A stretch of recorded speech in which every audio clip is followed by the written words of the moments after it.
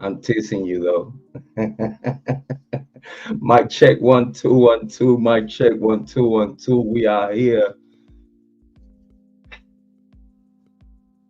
Big shout out to everyone watching. It's Jrod on Point. Thank you for being here. Big shout out to Amy Conway. Thank you. Thank you for the mic check 1 2 1 2. We need to start with the vibes. We need to start with the vibes. Let me introduce myself. I'm Jrod on Point. I'll be the host for you tonight. I'm the host of the mode, the theme to the tango, gene to the Django. Your favorite brother, your mother's favorite son, the black sheep. Today we're talking about the Idaho 4 Bryan Kohberger case. Title is Judge Hippler Compromise. Today is gonna be a good one. We're just gonna have a good commentary. We're gonna be participating with the chat, making sure that you talk to me in the chat. Talk to me nice. Talk to me nice. Don't get blocked. Chat, chat, chat, chat, chat, chat, chat, chat, chat, chat. Piggity, piggity, pop, beep, pop, piggity, piggity, pop. Familia. How everyone doing today? This amazing morning. Actually, by the way, to Amy Conway, I realized that yesterday live stream, it was Friday live stream. Today's live stream is Saturday live stream. And then tomorrow it's gonna be Sunday live stream. So yeah, 3 for 3 weekend, regular schedule. We good, we good. I appreciate. I was thinking that's why you was telling me yesterday, Happy Friday, and that. Yeah, Friday, but and you know what I'm saying? With the same saying, with not the same, but with the same saying. We're not same, but same. Big shout out to Amy Conway. Thank you for being here. Very appreciated. Main moderator, boss lady in the chat. Make sure when y'all come in, y'all check in with her first. Way before you even say hi to me, make sure y'all check in with Amy Conway first. Listen, hopefully, hopefully today y'all don't want to play.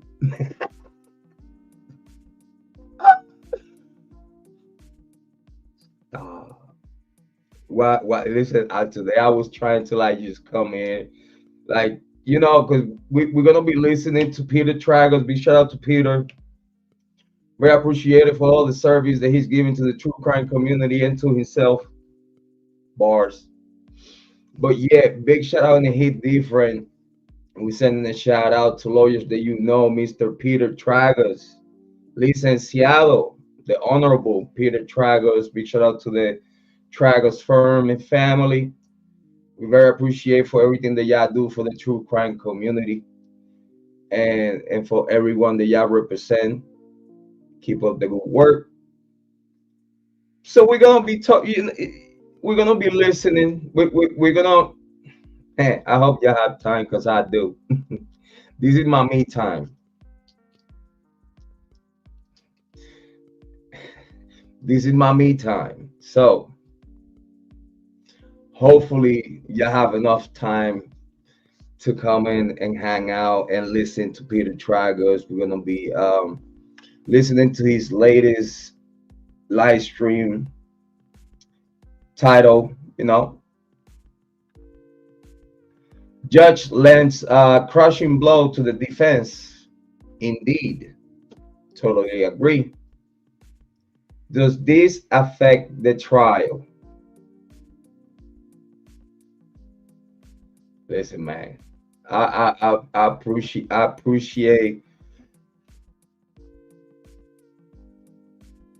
appreciate the homework that you have done on your boy Jrod Point. I appreciate. Thank you so much. Um, Between all the cases that he pay attention and the cases that he represent, Um, you could tell when someone is actually paying attention, and I could really appreciate his takes. Um, I might disagree in certain things, but I totally get the reasons why. You know, agree to disagree. We're gonna have a good time. We're gonna have a good listening. Peter Tragos is a very, very articulate content creator, lawyer content creator in the true crime niche that I really advise everyone to go and take a look to his work, his channel, and the video the live stream that we're gonna watch tonight. That are gonna be pinned on the description, so make sure that y'all go over there, show some love. His channel is growing amazingly, amazingly great and fast. So make sure that y'all keep that steady growth going for a good content creator, Mr. Peter Tragos. Big shout outs to him. We're gonna be talking about that in a little bit right now. We're just warming up, we're just heating up the stove. Wanna make sure that everyone trickles in, you know. Um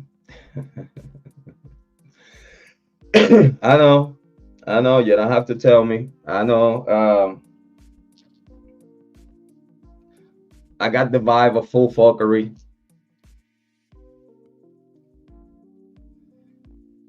I did promise myself. I was,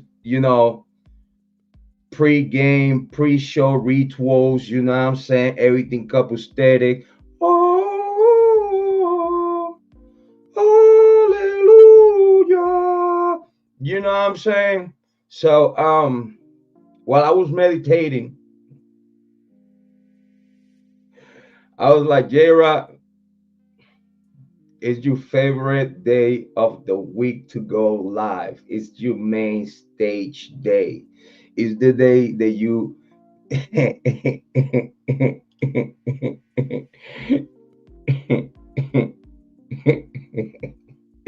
it's the day that you turn the camera on. Let the people see your face. The people miss you.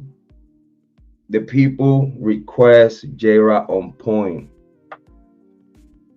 The haters request, demand a little bit of Jrod for your life. Yeah. A little bit of Jrod is all you need. Let's see what. Cool. Woo! Ric Flair on that. Oh Lord, listen. Do not forget today's title.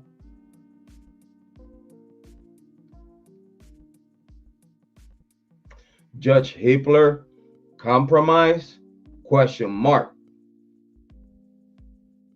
While we are gonna be listening a little bit later, we're gonna be listening to Peter Tragos. But everything is gonna come full circle because at some point of Peter Tragos live stream, I picked the sarcasm. I picked the, for those that know, let me put it up there because this is good food for thought. Me, I'm a thinker and I really I read. Listen, I read the room, I read body language, I read hand signals, I read moods. I know exactly when to not fuck with you, and I know exactly when to actually fuck with you purposely.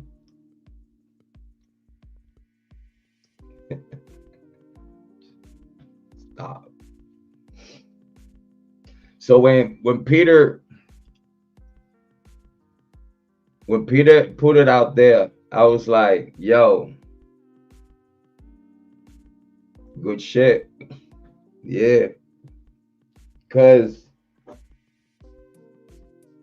the people like us that are thinkers, like me and me Conway, you know, many moderators that we have here in this magnificent show, um, in this amazing chat room that we have.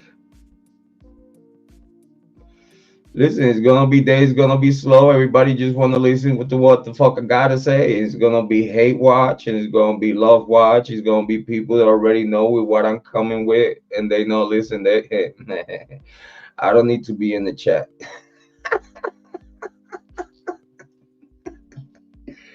because it's time to sit back and just listen.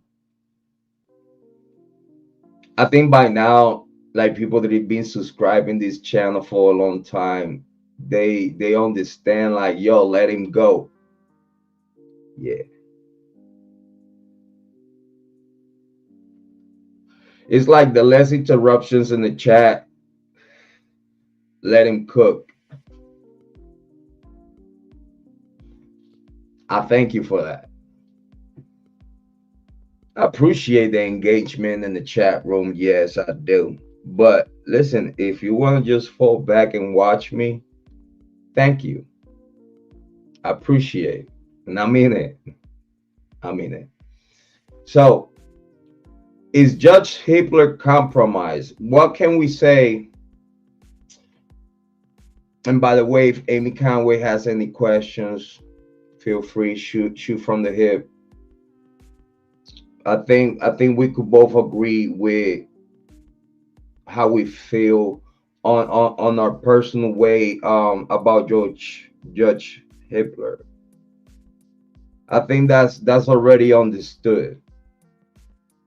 But within our subscribers, our community, I want to at least open the door to conversation about how y'all feel about Judge Hippler. Make sure whenever you watch it on replay, leave your comment. Let me know how you feel about Judge Hippler. I already got a lot of comments, which I appreciate. But I want to leave an open door for y'all to feel free. It was a comment. It was a comment in the comment section that I let it slide. I let it slide because I understood. Listen, I understood the anger that some people could have with what's going on in court. So again, is for those that have pay attention, we could all agree that it looks bad. It looks bad for Bryan Kohberger, but also it looks even worse for the prosecution.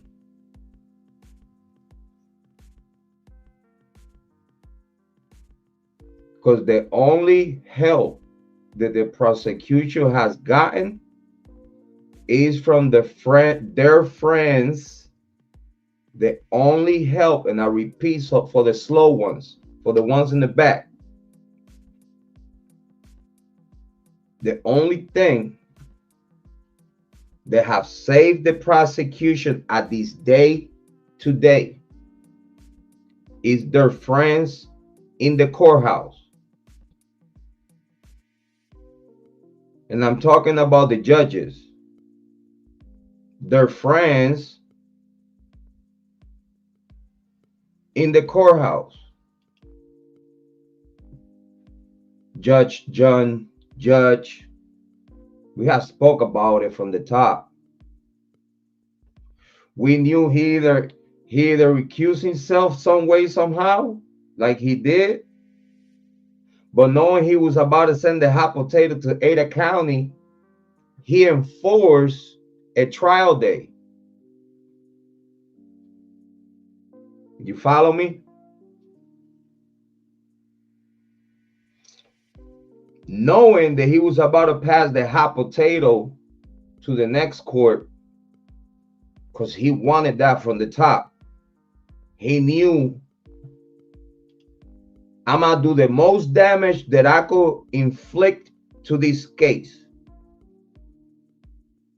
I'ma ensure and secure the position of the prosecution, advising and enforcing a non-dissemination order advised by the court and prosecution towards the defense team. Let's get that clear and out the way. Let's just to start, for the slow ones in the back.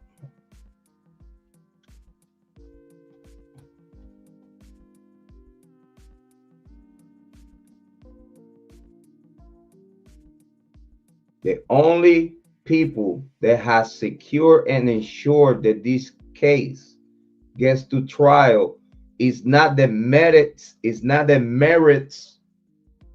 of the prosecution, is the help with the interpretation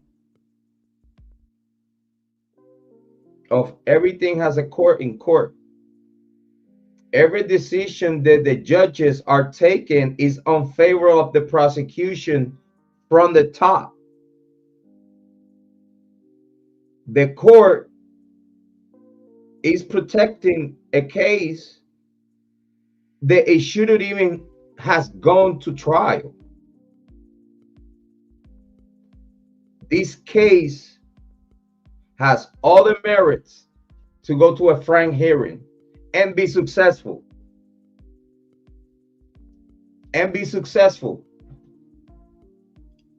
That right there is for a fact.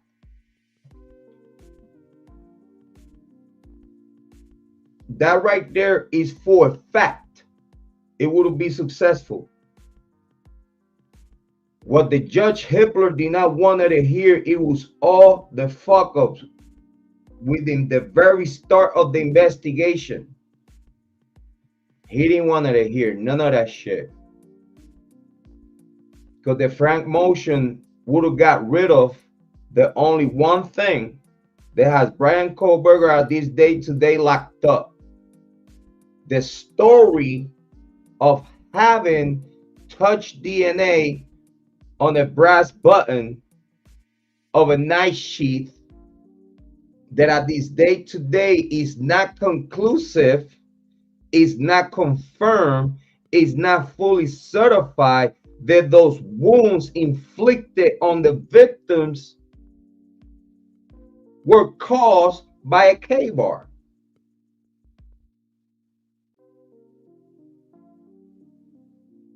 Can we agree?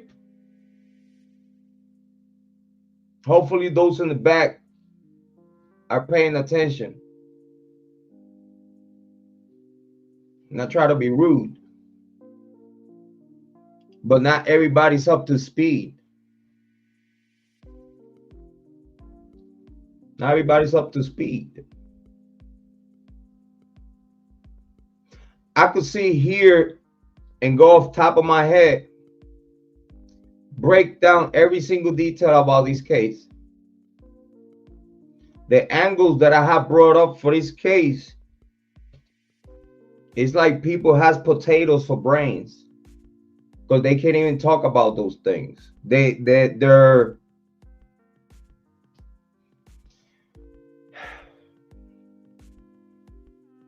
some people need a script, some people need to fake a persona, some people need court documents to even think. But it's like I tell everyone, if the information offered to you about this case, it was a lie from day one, how can you believe anything that is in the paperwork? This goes for those that like to examine and analyze court paperwork and all this other stuff, which a lot of y'all do a very good job.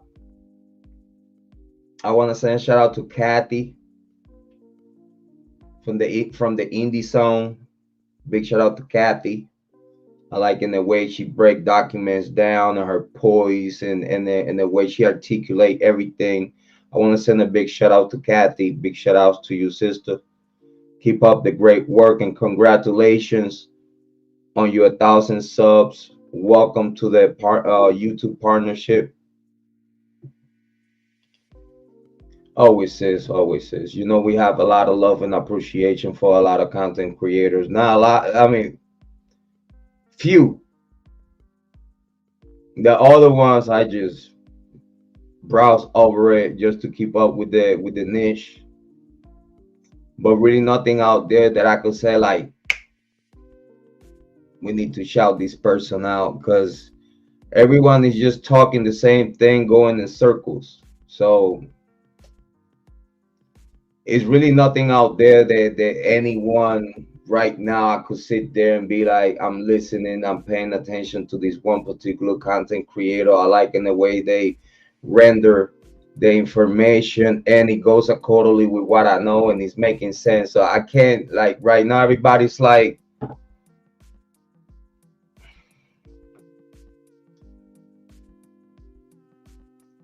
but for y'all that pay attention to the court paperwork and like to sit there for hours and talk about court paperwork,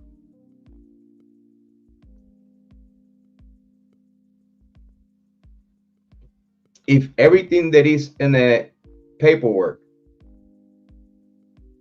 is a fabricated lie, how the fuck you gonna tell you people anything close to what could be happening?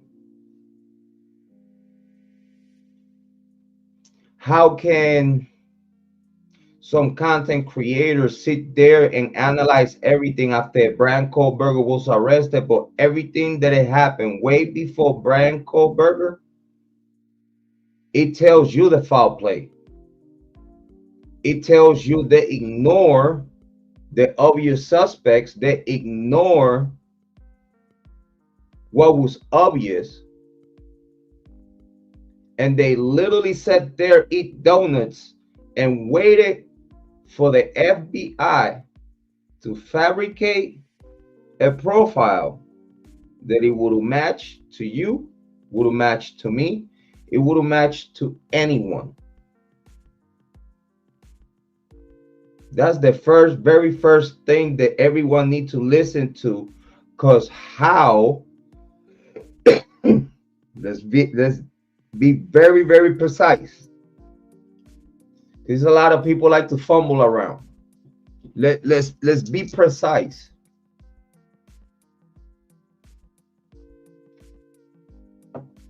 Touch DNA on a brass button.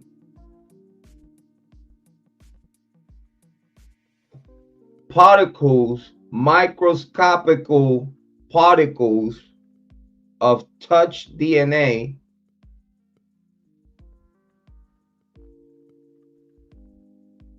that it was located in the button, and the brass button of a sheath, that it was under a victim, that where it was supposed to be a pool of blood.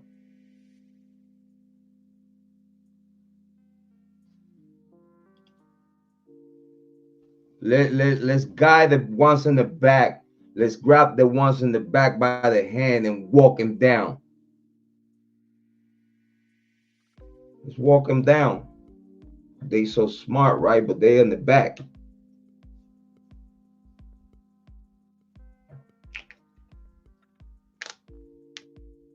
It feels good to be here today. You have no idea. God damn, it feels good to be here today, talking to you with some common sense for the people to get right, for people to get right.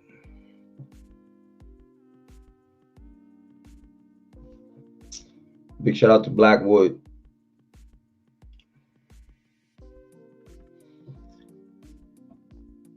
The PCA was a work of fiction. Like, sure, let's just retract half of the case files, drop a bombshell that contradicts everything else, and expect people to not along like it makes sense. Yes. Because remember, how long is, you see, it's a brainwash. It's a brainwash that that is by default is the brainwash of this horrendous massacre of young adults. That's the first thing they put in your face. This horrendous massacre, right? So due to that is so horrendous and such a gravity and is so impactful through the whole state, through the Moscow, Idaho, the university is wow, right? Anything that it comes out of the voice of those in charge of this particular investigation, they're gonna get 100% the belief of some people that by the time they just tell you, you have to believe us, they will believe them. That's a brainwash by default, by impact, by shock of such a horrendous crime scene. So they expect that as horrendous this crime scene was, they expect authorities to act accordingly. Is no one at this day today that wants to believe the corruption that it happens in this investigation. People wants to believe it's like they self-lie to themselves. They self-lie to themselves, to psyche themselves to believe something that it don't make sense. If you have paid attention from the very top of this case, forget about Bryan Kohberger. I've been one of the first ones that I have tell you here in this show. Fuck Bryan Kohberger. I could give two fucks about Bryan Kohberger. I don't. I've been saying this for the past 2 years. I really could care less or give a fuck about whatever he's going through right now, locked up, even though I believe, due to my information and my analysis from the top, that this man is innocent. Do you think I give a fuck about whatever he's going through right now? I care about the victims. I care about the victims to get justice, and the government is going around circles to probably not even get to it. That's the problem that me as a true crime content creator, a super cyber sleuther, that listen, it's very easy for me to find out what I want to know. I just hope y'all know. I'm one of those that people come and tell me shit that I don't even give a fuck. I'm one of those. So when I want to know something, believe me, I get to know it. My name is Jrod on Point. I'm your host for tonight. And you are watching On Point True Crime. Big shout out to everyone watching. If we don't start standing up to the government, who will? Ain't nobody coming to hold your hand unless to slap one cuff on you for asking too many questions. Just saying, I totally agree. I totally agree. Listen, now that the government has turned a shift, I still won't be convinced. I still won't be convinced that the Department of Justice has been fixed until I see the judges taking better decisions, until I see the judges acting like humans with common sense and a great understanding of the law, and the understanding, like in this case right now, in this Idaho 4 Bryan Kohberger case right now, we have a Judge Hippler that do not want to double check and make sure that the guy that they try to put in front of firing squad is actually the guy. Right now we have a Stephen Hippler, judge of Ada County, that he do not give a fuck to find out if the man right in front of him named Bryan Kohberger is even the guy. He give no fucks at all. He don't. And that's not a real judge. That's not a judge with credibility. That's not a judge with common sense.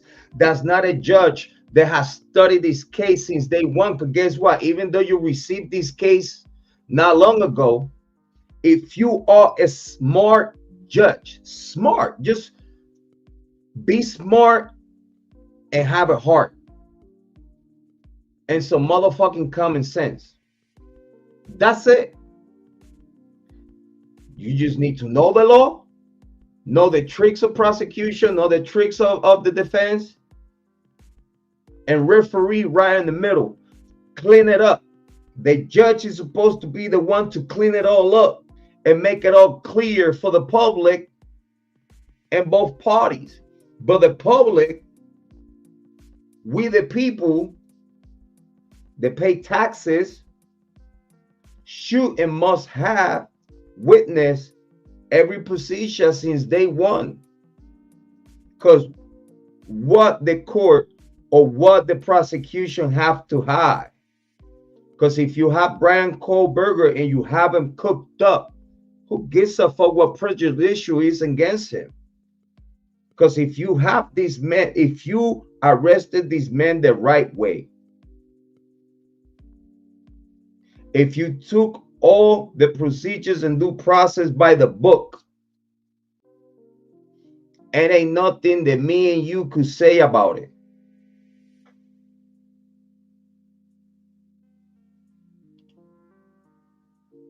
Big shout out to Kiely. Thank you for being here. Very appreciate it.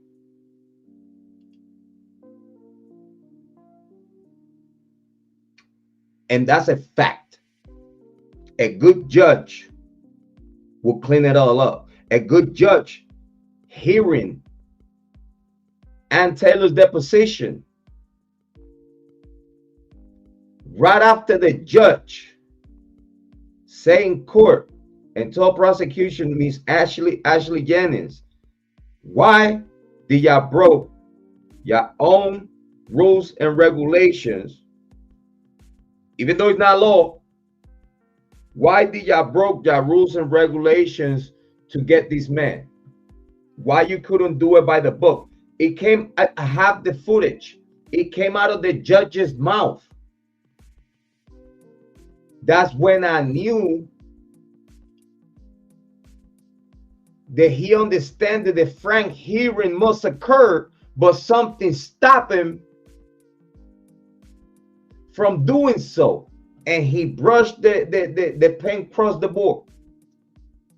The common sense and understanding, his opinion, his ruling was garbage. Garbage. Corrupted garbage. Why?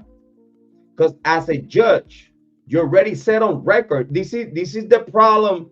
This is the problem of a judge that is not smart. Because if you are a smart judge, you could see your own mistakes happening before it happened. Because if you want to make sure that you're going to cook Mr. Bryan Kohberger, if you in your heart of hearts want to cook this man, you might as well cook him well done and do it right. But soon as you said in court, soon as you confronted the prosecution with the fact that why I broke rules and regulations to get this man when you could have get it by the book, The judge confirmed foul play. The judge in court with his own voice confirmed on record, we all witnesses, he confirmed that it was foul play. He knew if he grants a frank hearing, this case would go bye-bye. It's all that is holding Bryan Kohberger locked up right now is the IGG. Even though they say, oh no, we're not gonna bring up IGG because we have a DNA match. Now the judge wanna give a pat on the back to the prosecution, like, oh, but you could have used this and this and this and that. Well, guess what? FBI told them do not use this for a sole purpose of arrest. You need to have something else. You have to have something else that match for you put together an arrest with the IGG. Is the sole reason why they didn't brought it up, because they knew they doing some illegal shit that is no case law that is going to go against it. So they purposely, diabolically, in the most diabolical way possible a human could be evil, knowing that they could shut the door on these men and got him locked up for a while, even though, let's say, gets found guilty and appeal comes, and then after appeal the man gets to go home after years and years of his life wasted in court, of our life wasted talking about it, and then the killer's been running around doing God knows what. So what? After the killers enjoy their life and secure their family, because they know with the long run they're gonna get caught, so now they're preparing for it. That's what it is. Yeah, giving the killers the opportunity to prepare for what's coming. Because then that's gonna come after like what? 10 years? I don't even know if I'm gonna be here in 10 years. I'll get to the chat.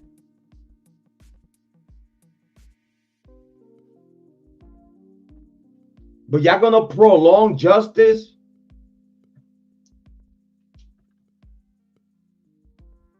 Y'all gonna cross your fingers and do to the any jury in the same way that Richard Allen, any jury will cook with less. In the same way, y'all arrested Bryan Kohberger with no probable cause. You said with the minimum requirements for probable cause when it's such a horrendous crime that you're trying to use a death penalty after conviction.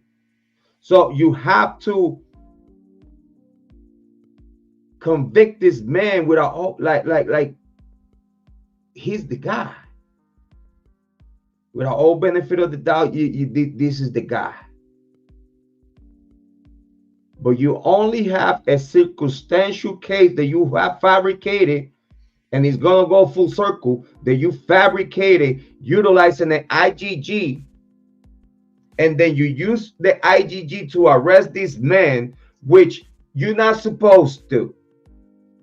It's under the rules and regulations. That's why they told you do not use it, don't mention it, and none of this shit. Because listen, it could go if the judge is not in the mood that day, everything's gonna go shit. Do not use this shit.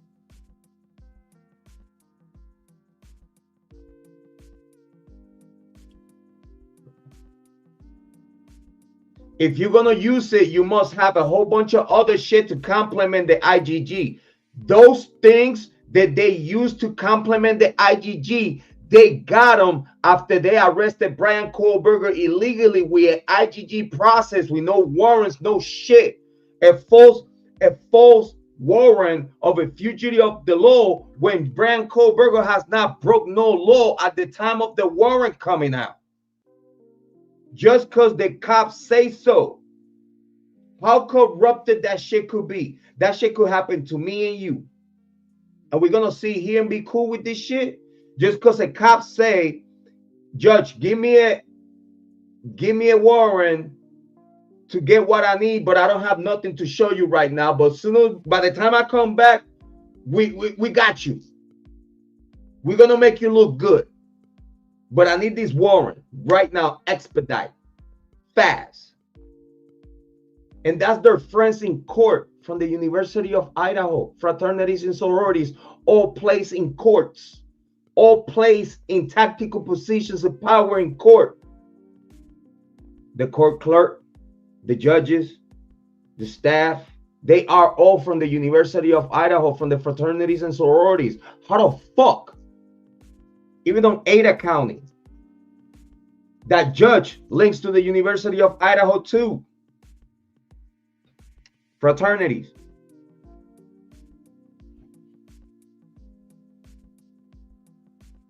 Have you investigated the judge? It's actually public record. It's public record. You just gotta do you're looking through. You just gotta be nosy and look around and connect the dots. Let's take a little pause, get to the chat. Americans got too comfy being doormats. Use your rights or get steamrolled. Freedom ain't a spectator sports. Either stand up or get trampled. I like Ann Taylor, but she needs to have a tougher skin. Yeah, all that respect to the court, got the fuck go. All that respect. Listen, the court don't respect her. Ann Taylor is against the prosecution and the court. She has the court and the prosecution arguing against her. You could have a battle with the prosecution. Fair fight. The judge supposed to be there to be a referee, not advocate. But Judge Hippler is advocating for the prosecution, making it look like they have done such a great work. They have put all this shit together by the law, when these idiots know what the fuck they doing.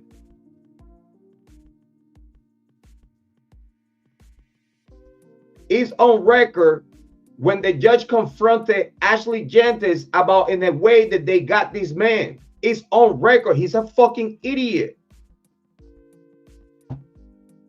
When you said that to Ashley Jennings, of why y'all broke your own rules and regulations, FBI and Department of Justice broke rules and regulations to go and get this man. Soon as the judge said that out of his fucking mouth, he was supposed to grant a frank hearing.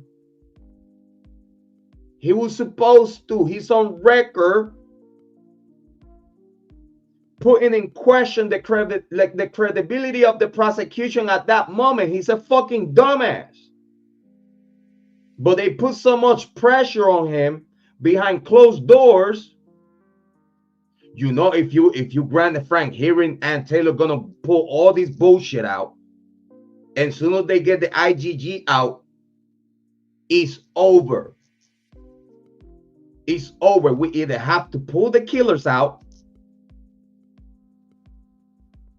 or we just gotta act like we are some fucking dumb motherfuckers that we don't know how to invest. We don't know nothing. We're gonna sit here in Dunkin' Donuts, eat all the fucking donuts up the counter while we think what we're gonna do.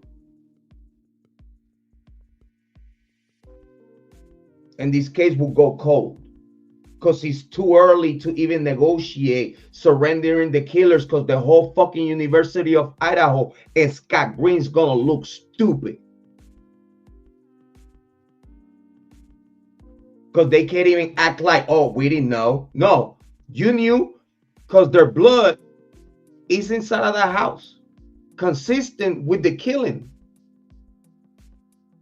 It was not blood that it was there long time before the killing. Because forensic could tell if the blood, wherever it is consistent with the time of death or the possible time of death. This is the only reason why these blood samples it being not just ignored, but they did not got put forward for no type of investigation because it would have put in compromise the University of Idaho through the students. People need to understand, just we one student, because right now this whole case is giving the University of Washington, State University of Washington, Washington State University, is given a horrendous bad name. Horrendous bad name. The Washington State University is the direct competition, but associates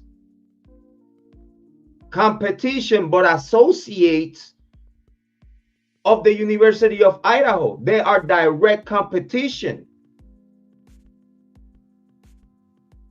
Bringing a student from Washington University as the killer of 4 students in University of Idaho, it makes the Washington University look fucking stupid. And they know that. They might end up purchasing Washington State University too, in the same way they got the University of Phoenix. If by the time everything happened, they would have catch the killers. Like they literally, we don't give a fuck if they students. They going in. You know how much bad publicity the University of Idaho would have got?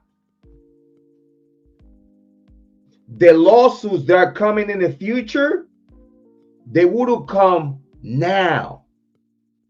And the money would have got out their pockets now. But by the time the money comes out of their pockets, they already have double and triple due to this whole scheme.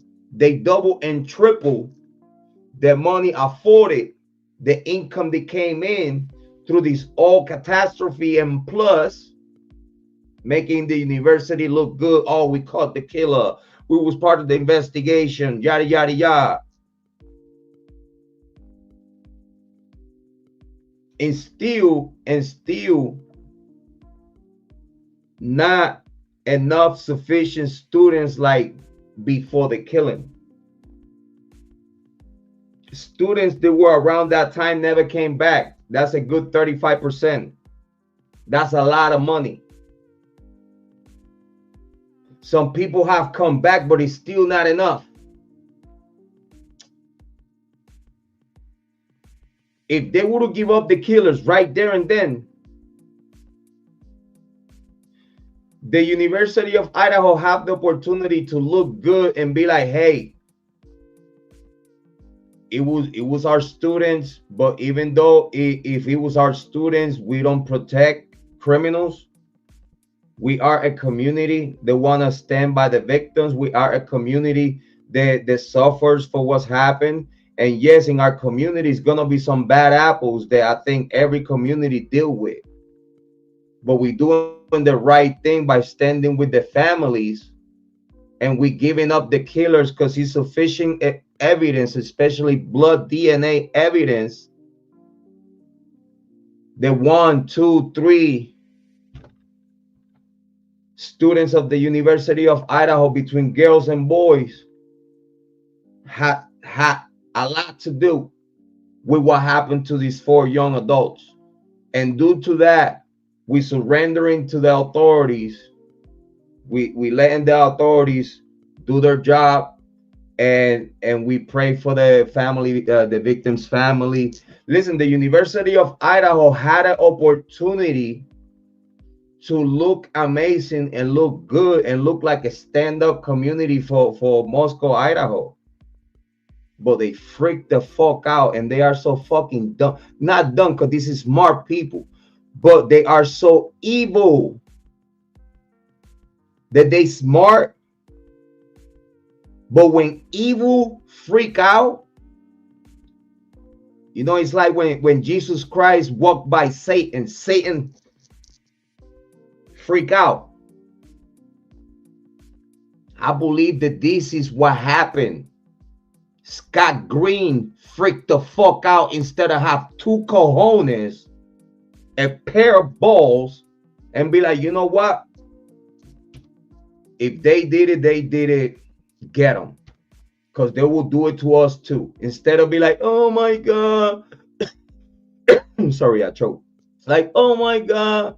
You know, he has never been like that. He killed this one time only. It will never happen again. Well, they dead already, but these kids are so good, come from this prominent family, and it's gonna mess up our community. People are gonna look at us with shut the fuck up. Scott Green had the opportunity to actually do something real good for his own community. And he showed his own community that with us, you are protected. But instead of him doing that, he utilized the fear that is coming out of the young killers from the vandals. He's using that fear against his own community for a show of power.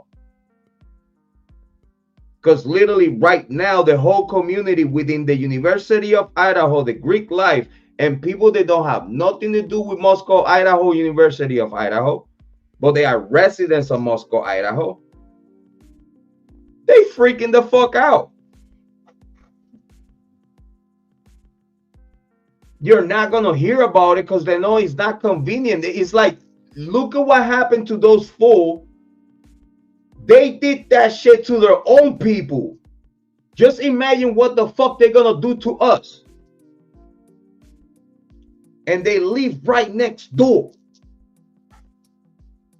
Do you think anyone gonna say a fucking thing when they know that the University of Idaho and Scott Green are king? People want to ask like, who's king? It's Scott Green. It's not the mayor. The mayor does whatever Scott Green tells him to do. Facts. The mayor don't have no power in Moscow, Idaho. None whatsoever. That man has been the mayor for years. It's a reason for that too.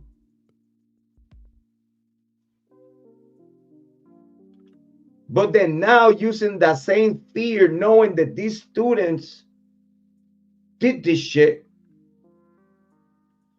but they playing with a Bryan Kohberger that don't make no fucking sense. When you have blood from your own students of the University of Idaho inside of that house consistent with the killing, consistent with participants partaking in the killing.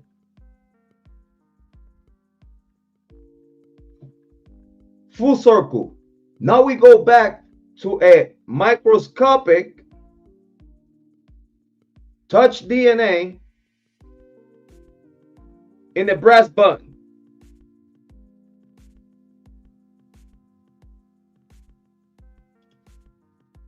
Just think about that for a second. It's a massacre that you have male samples,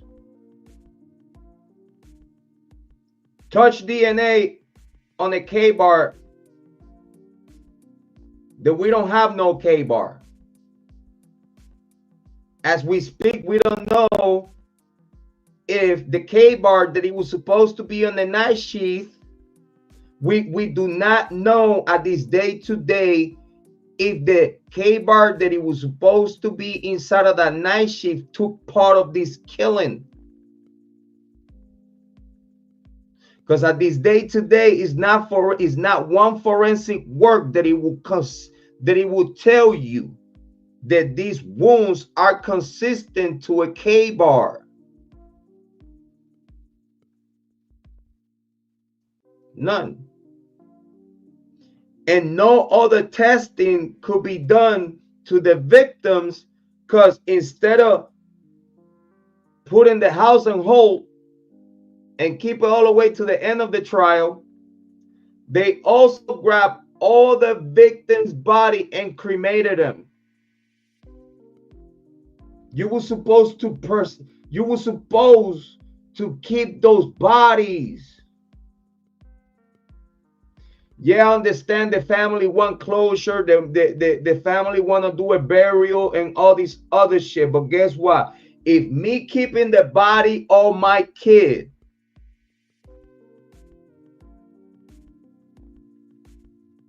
it might sound crazy, but if I have to keep the body of my kid, my deceased kid that got murdered in that way, right? If I have to keep their body preserved in a funeral home in preservation, to make sure that if any other testing needs to occur, they have the opportunity to do so, and hopefully by the time they done with everything they needed to done with that poor victim body, then we could proceed for burial or anything else that it could be decided later on. But first and foremost, we're going to make sure that justice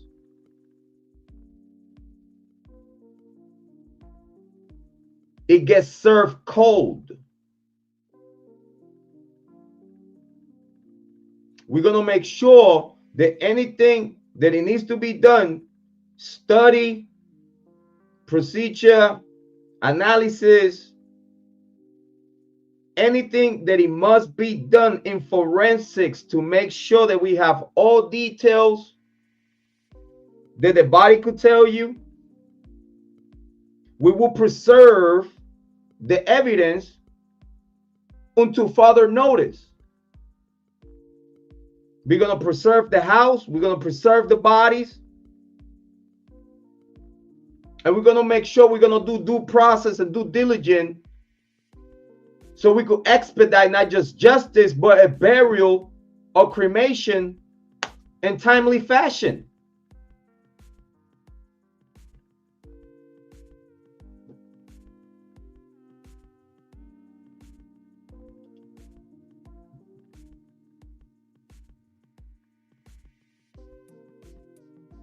But y'all decided that a microscopic touch DNA was more relevant and more important than other two blood samples within that house consistent with the murder.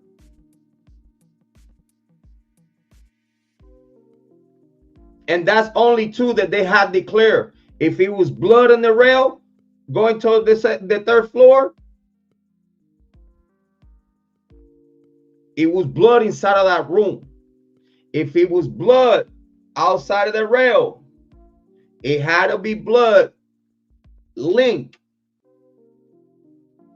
to the blood of the rail inside of the room. But they don't want to talk about that. But they don't want to talk about the blood, that it must be the same sample of blood on that rail was inside of the room. Why they don't speak on that? It's just fucking common sense. It was a slaughterhouse. That just means that whoever committed this crime it got hurt. It wounded himself.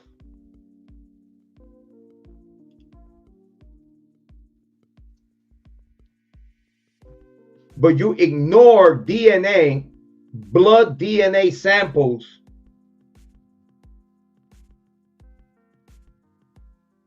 from the real killers.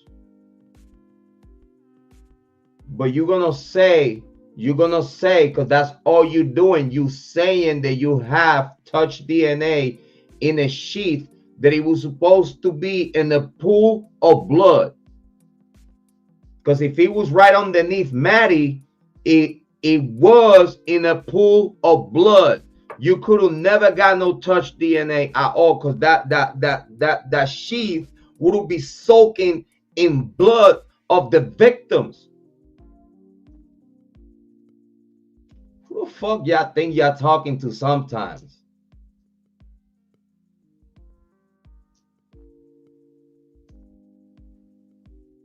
Because when y'all talk and say like, yeah, Jrod, he's not smart.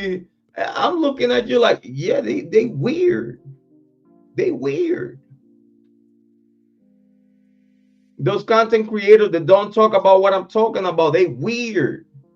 I'm telling you, they weird. Because everything is there. Everything that I'm telling you is there.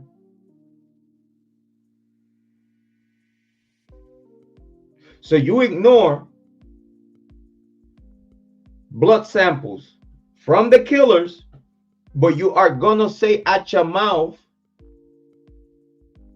that you have microscopic touch DNA on a brass button of a sheep that it was supposed to be on the matty, right? So it was supposed to be in a pool of blood.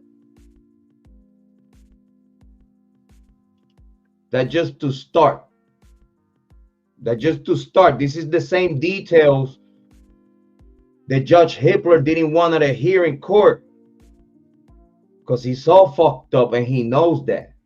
He knows he's so fucked up. He knows if he would have granted Frank hearing, all would have looked so fucking stupid that they would have to dismiss this case, but this is all they have. This is all they offering to get resolution for this case. No altered suspects, just Bryan Kohberger and his touch DNA. That he was on a sheath that is not consistent with a K-bar producing the wounds on the victims. That is not consistent with having touch DNA while the sheath is in a pool of blood. Well, if we're going to talk about touch DNA, everyone knows, even the cops know, you have one chance to swap that and get whatever you get out of that, because if not, it's fucking over, you stupid motherfuckers.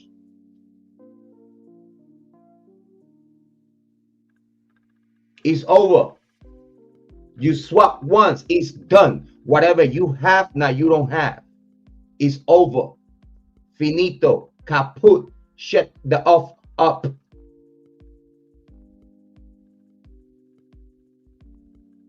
It's over. By the time it got sent to the lab in Texas, it was to try to amplify whatever could be there, and they couldn't do shit because it was nothing on the night shift. And then what happened? Oh, the FBI, listen now, don't worry about that. Give it to us. We know what to do. And that's how we got here. We a night shift having no DNA by the time it gets to the FBI, but then somehow it got fucking amplified when there's no fucking DNA to amplify. None. You literally fabricated a profile. And y'all said, go ahead. Y'all probably didn't even do a fucking thing, because this is why the FBI cannot bring nothing to court, because they didn't do nothing. It's all word of the mouth. This is the part that I want people to understand. If you do not have the materials to bring to court and show in court what the fuck you did, for then you have the profile that you have to do whatever the fuck you did to go and get Kohberger, and you don't have those materials to bring him to court and, hey, this is what we did. We went against our rules and regulations. Okay, cool. This is what we did. Then that's legit. Then I could say, okay, they got him. But as soon as you tell me, like Bill Thompson said, that those materials do not exist because the FBI destroyed the evidence, y'all gonna run with that? Is y'all gonna run with that as the true crime community? Y'all gonna run with that? Y'all gonna be, oh yeah, that's cool. Nothing to see here. The whatever got Kohberger arrested cannot be brought up in court as materials because it never existed. It never existed. Word of mouth. By the time they got DNA from Kohberger's dad illegally in PA, which they knew what they were doing, it was illegally. They didn't give a fuck about it.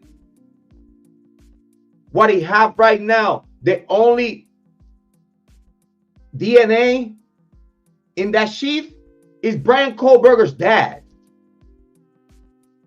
They knew they didn't have no fucking DNA. It was all a motherfucking lie from Moscow PD and the FBI. They signed affidavits. They signed. You know what? Half of those things they didn't even have affidavit. Hold on. Half of those shits that they did, warrants and shit, did not have no affidavit. It was given by word of the mouth. It was given by word of the mouth, face value. The cops told the people, told the court, you have to trust us. We're the good guys. We're the good guys. Hey, listen, we're going to catch this guy. We might going to cut some corners, but we're going to catch this guy. Court expediting shit. Not giving a fuck. The due process was not even done right. By face value and word of the mouth. That's it. They said that they have a DNA that they did not have. They have DNA from the real killers and they ignore it because the University of Idaho. But then you're gonna touch DNA? Is you fucking serious? Is you fucking serious? They did not have no fucking DNA to Kohberger. Everything they did, all the way to grabbing, having the garbage company grabbing that trash, taking off the property, and wherever they took it to, then they got into the trash and found Kohberger's dad DNA. Not even Kohberger's dad DNA. And then out of word of the mouth, oh yeah, we sent the DNA and it came back in 24 hours. Shut the fuck up. With your magnificent fucking hero story. Fuck out of here. Who the fuck believe anything these motherfuckers say? I don't believe not a fucking thing because it doesn't make sense. How the fuck you gonna break the law knowing that you're gonna break the law knowing that you don't have no fucking DNA? You literally went in an expedition to fish for DNA, and after you got illegally your DNA of the person that you wanted to get arrested, then now you have DNA in the fucking sheath because you could fucking lie your way in the whole investigation and you don't get in trouble. You could lie to the people. You could say we have DNA when you don't have no fucking DNA. Got all the warrants, a warrant for a fugitive of the law when that man at that point of that fugitive of the law warrant has now broke the law. And after you grab his dad DNA, then now touche. Now you have DNA. Shut the fuck up. You have a match. Shut the fuck up. What you have is a match between Bryan Kohberger's dad and Bryan Kohberger. You do not have a match to no fucking sheep because it was no DNA in that fucking sheep. As soon as you get Bryan Kohberger's dad DNA, now you have fucking DNA on the sheep. Congratulations, you fucking smart ass. And you knew through the whole process you were breaking the law. Because you told the court you have to trust her. Hey, we the good guys. You're the good guy, right? Give us what we need. We'll make sure, again, we're going to bend some curves and we might do some shortcuts. But hey, listen, we are going to bring a body home. We need this. They didn't mention none of that shit, right? Everything else that they mentioned, the majority of it, it was all fabricated because the reality, they couldn't even use Dylan Mortensen for none of this shit. They couldn't use Dylan Mortensen for the PCA. She didn't even want to have no part in this shit. Listen, Dylan Mortensen, as soon as she found out that she was getting away with murder, she was like, haha, fuck yeah, leave me the fuck alone, and she lawyer up. Soon as Dylan Mortensen, Jack DeCore, and everyone else knew that the University of Idaho was standing behind them, and it was no way that the Moscow PD or FBI was able to identify them or even put them as suspect. Listen, even though it was blood of these motherfucker killers inside of the house, We don't have nothing.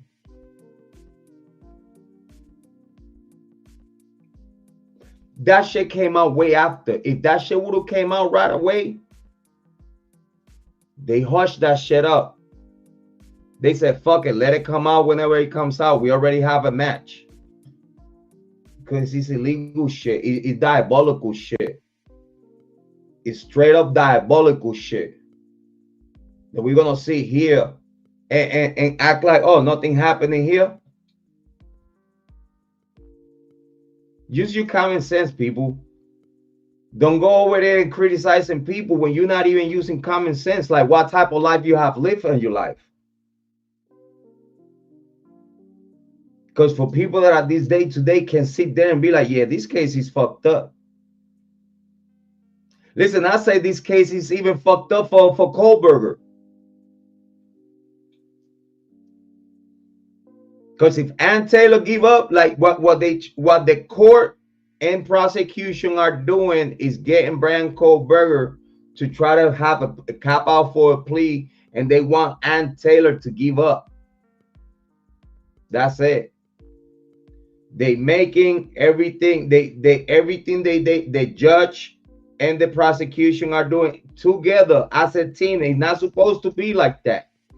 But prosecution and the court are sabotaging Ann Taylor's work. They literally putting Ann Taylor on the pressure, even though she know that she's doing the right things, and these right things must be looked into. The court, the only thing the court is doing is try to kill her vibe, try to kill her drive, frustrating her to the point that she said, you know what, fuck this shit. And then when Bryan Kohberger see that his lawyer is like, fuck this shit, well, now they got him.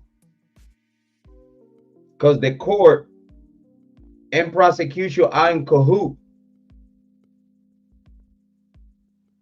ensuring that the work of the police was done well, and making the defense team overwork themselves, spending more taxpayer money when they could have a resolution after a frank hearing, that after the judge was on record asking the prosecution, why y'all went against your own rules and regulations. Right there and then the judge needed to understand, I need to bring up a frank hearing because now I'm going to look stupid if I don't bring one.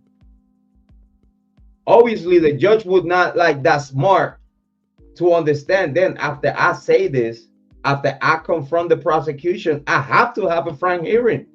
I just confront my dumbass, just confronted the prosecution, telling them why you went against your rules and regulations to go and get this man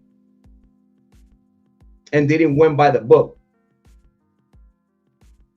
Oh, but it don't matter because we have a DNA match. Well, guess what? You got to that DNA match illegally, lying at your motherfucking mouth.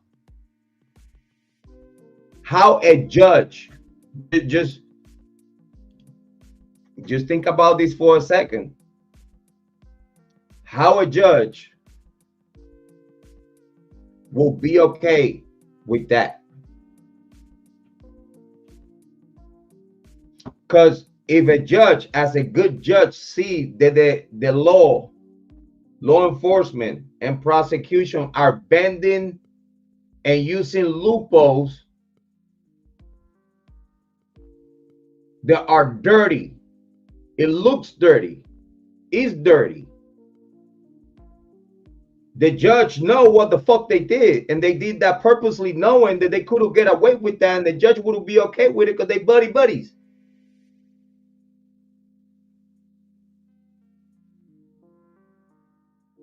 How can a judge don't want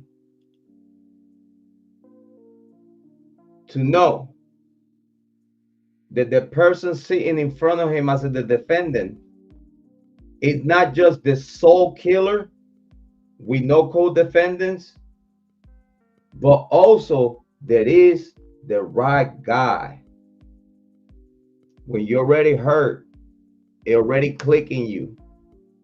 You're bending the rules to get to this guy. It's a reason for that. I wanna know more. I'm a grand frank hearing, and I want all details on the table. And then after y'all convince me that y'all took the proper decisions by the book, then I get rid of whatever I get rid of on evidence. But we have to make sure that at least if we really want to cook this man well done, we are going to make sure that y'all got to these men the right way.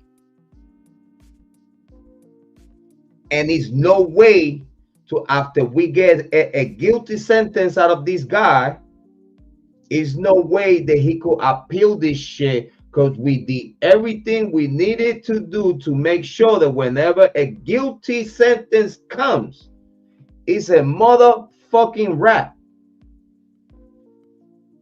It's no motherfucking purpose for appeal, because we did everything by the book. Appeals will be denied because we took the proper precautions pre-trial. And we make sure that by the book, this man was not just investigated, got into conclusions, got the warrants out of those conclusions. We went and got our man. Point blank period, judge. Crispy clean, slam dunk, hanging from the rim with the elbow. Straight slam dunk. Any investigator, any prosecution would be proud of doing a good job to go and get a killer. They be proud. They brag about those shits. How good they did their work. They would not keep that. Listen, if they would have done their job right, accordingly, with due process, it wouldn't be none of this secrecy. Because the prosecution would have done right, everything by the book. They won't give a fuck. Because they think it don't matter what the fuck y'all say as the public. We got this man cooked up by the book. So it's no reason for no gag order. Is no reason to keep this in secret or whatnot, because we did everything by the book. So anything that you have to say don't fucking matter, because the man is cooked. We're just waiting for the day in court. We're gonna show you that he's cooked in the same way we just show you he cooked. We're waiting for the jury to come back. The man will be found guilty because we did everything by the motherfucking book, and we proud of it. We don't get to see none of this shit with this case how we have it right now.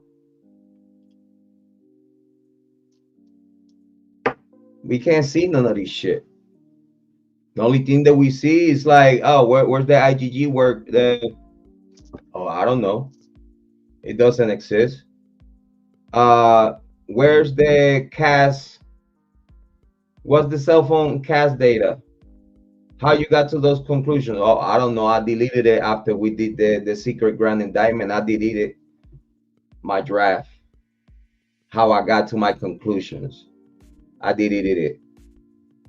Nothing happened.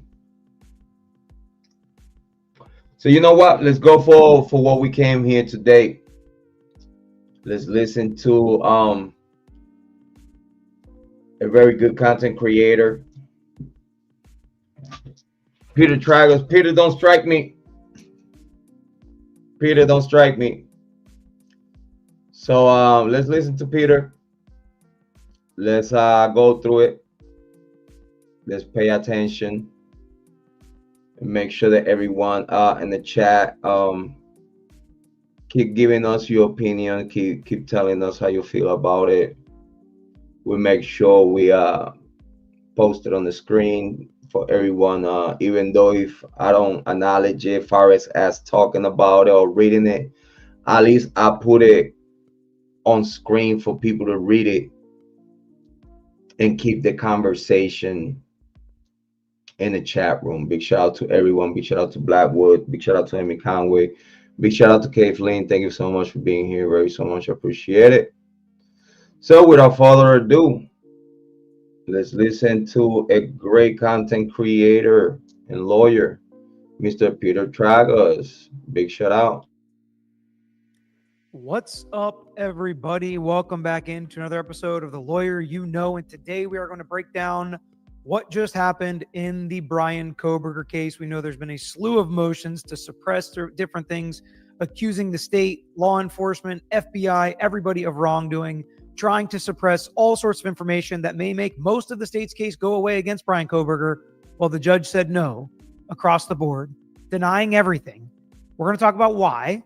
We're going to talk about whether we agree with the judge or not and what this means for Bryan Kohberger and team going forward in trial. Is it as bad as it sounds at this point? And of course, answer all of your questions. So let's get to it.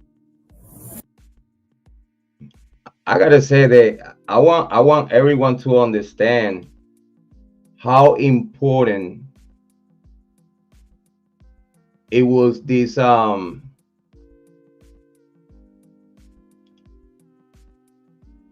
opportunity, because this is what it was.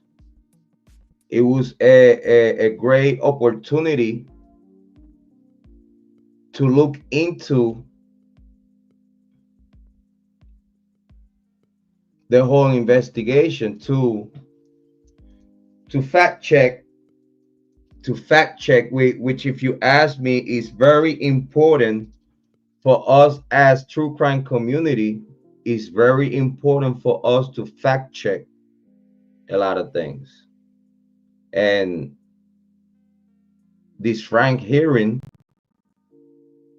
could be a great fact check, not just for us, but for everyone, even the families. If in that frank hearing we would have found out that they missed steps and they look obvious, that they, what DNA? You know,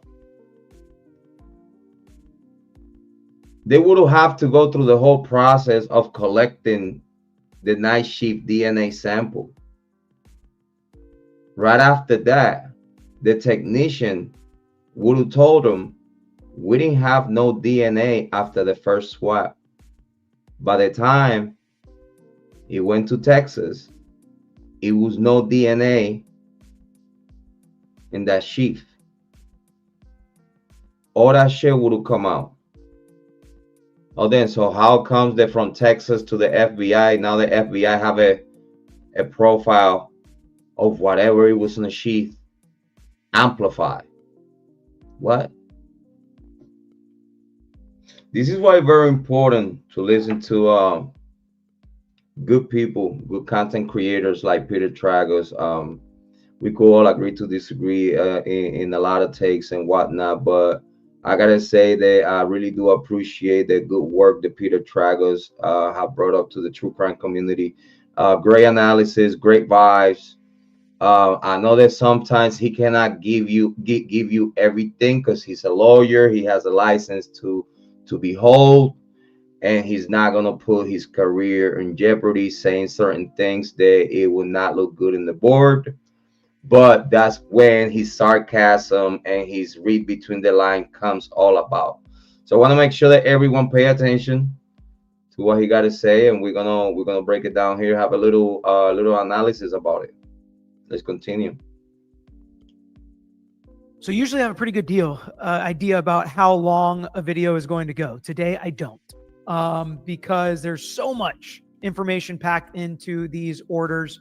I'm going to go over 3 of them today. The 4th one I wasn't able to get to between yesterday and today. It's like over 100 pages altogether.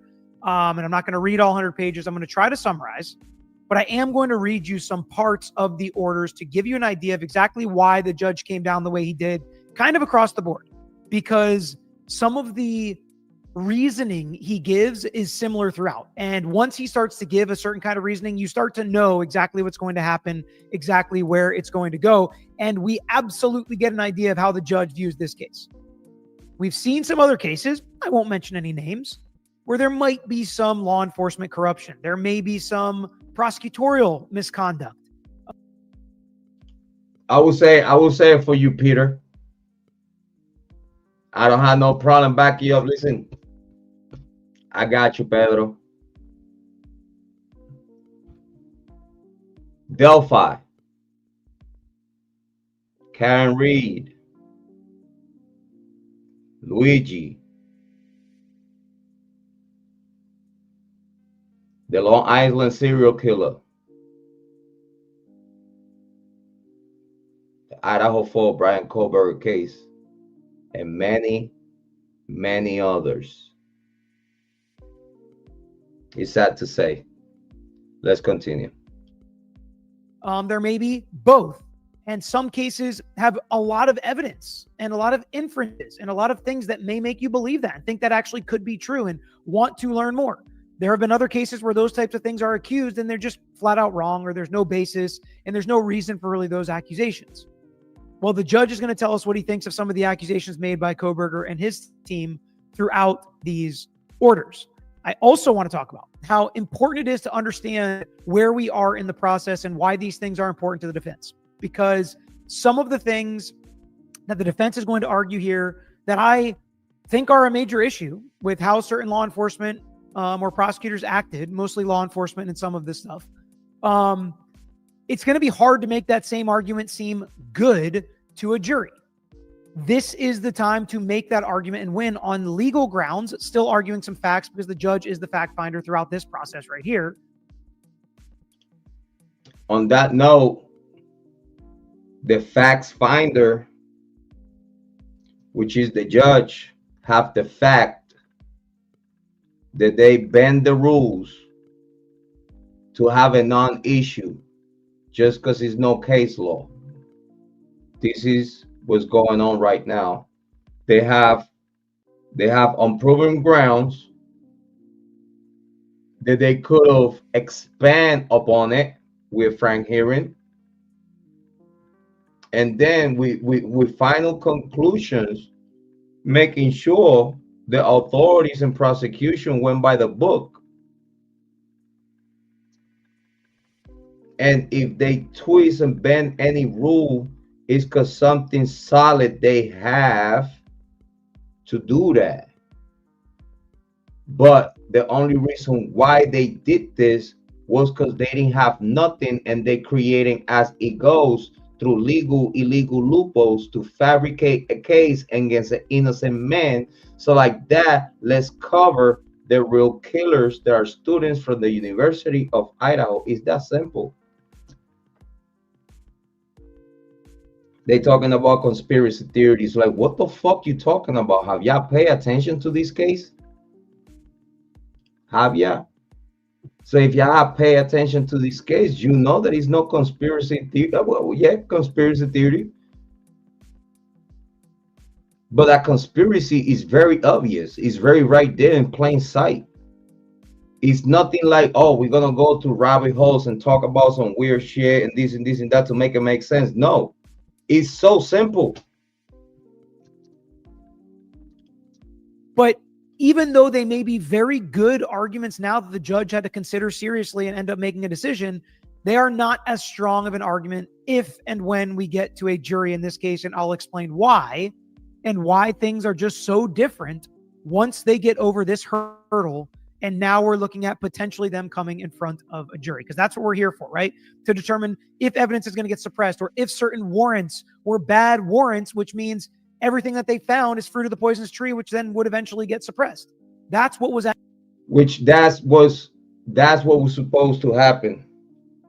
Everything be found as the poisonous tree, because we have all the red flags of poisonous tree. But if they would act upon it, Bryan Kohberger walks, and the whole state of Idaho goes in shambles. Black will say, why didn't they test the blood? They did test the blood enough to know that it was from two males.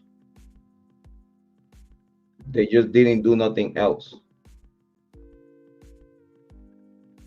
They tested enough to know that it was from males, two different separated males,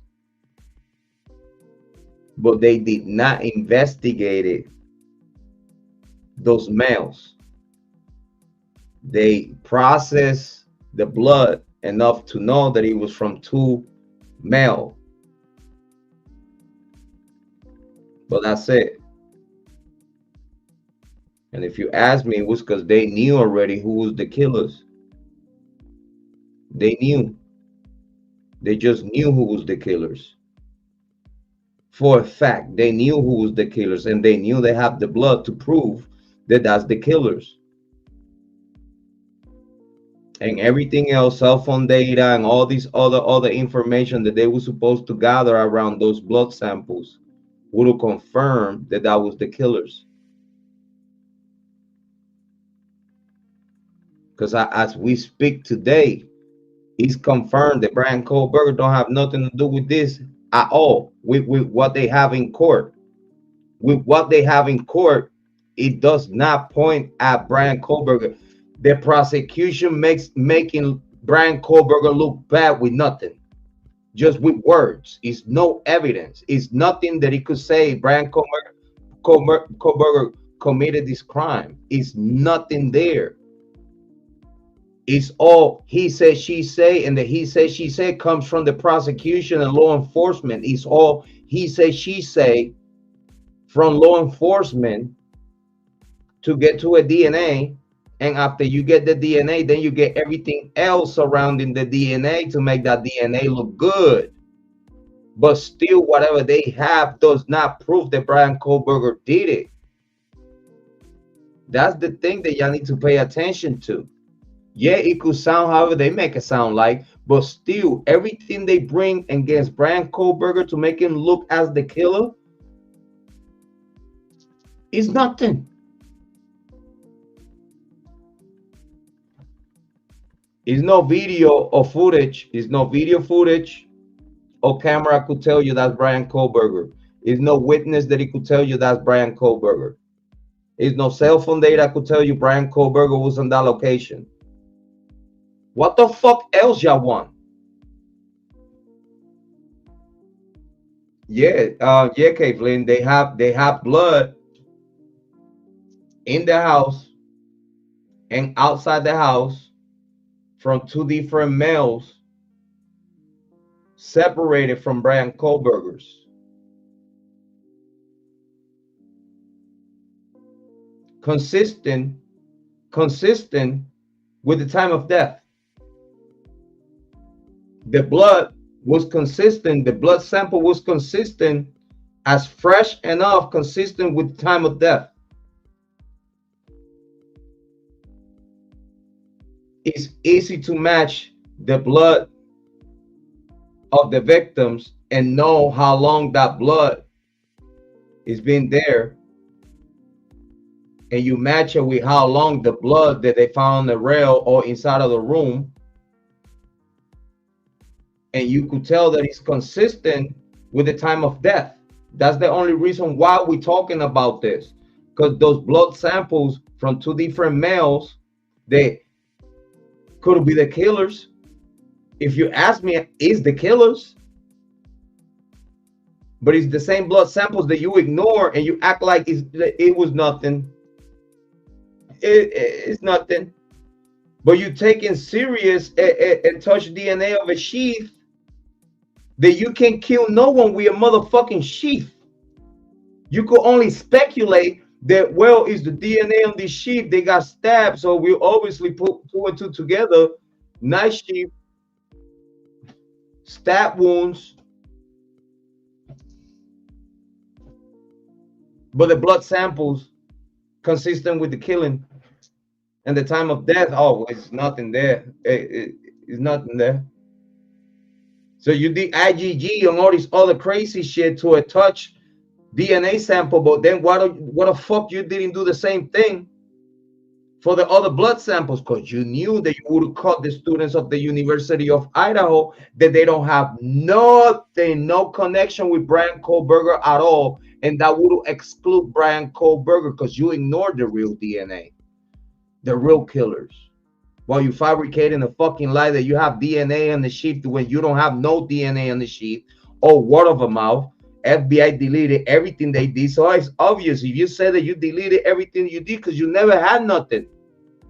Because you know that if this is a genuine, this is some real shit, the FBI would have kept everything they did to surrender that to the court and let the court know, listen, this is how we got this man.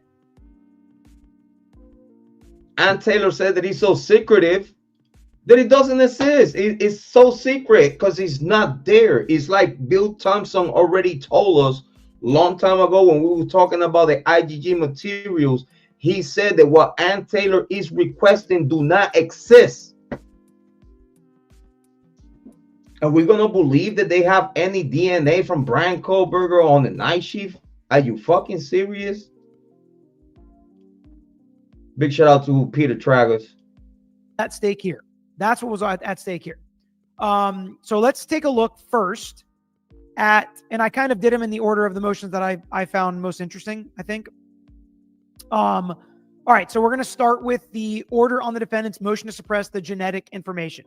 So this is involving, and a lot of these motions involve the IgG, the DNA databases, the gathering of the DNA, how they got it, where they got it, what rules did they violate, and is that enough to suppress any evidence or give a Franks hearing on some of these issues we're going to read about today. So we're going to start out and read the introduction to this just so everybody understands what this document is about. The defendant is charged with 1 count of burglary, 4 counts of first-degree M.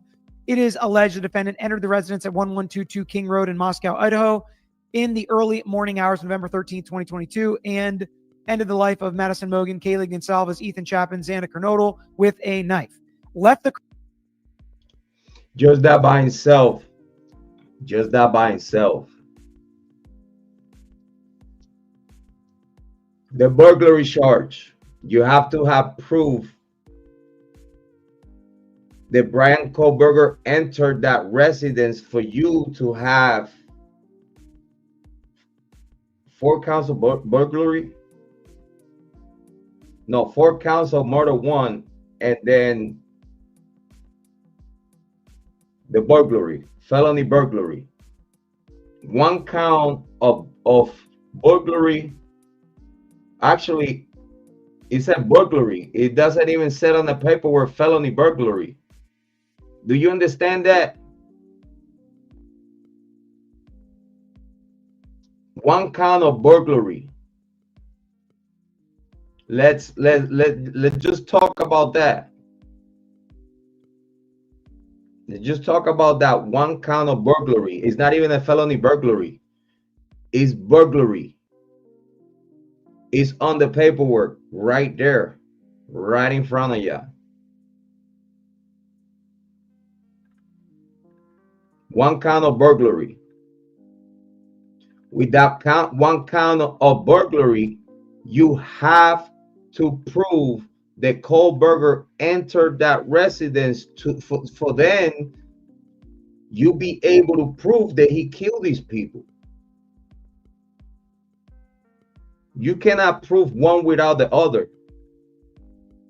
You cannot say that he's gonna be innocent of the burglary, because the burglary is the fact of entering a residence without permission.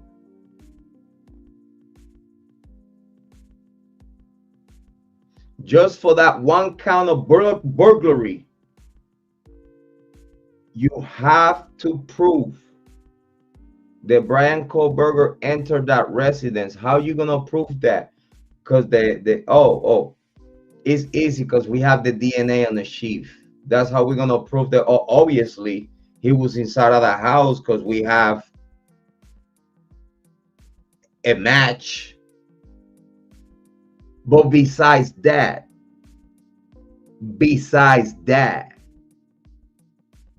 that he can't even be explained how that got there. How y'all going to prove that Bryan Kohberger was inside of that home without the IgG match? Is no way, is no how, that you could prove that Kohberger was inside of that house without that touch DNA on the sheath is nothing else that will prove that Kohberger was inside of that house. Not no cell phone data, not nothing, no pictures, no video, nothing.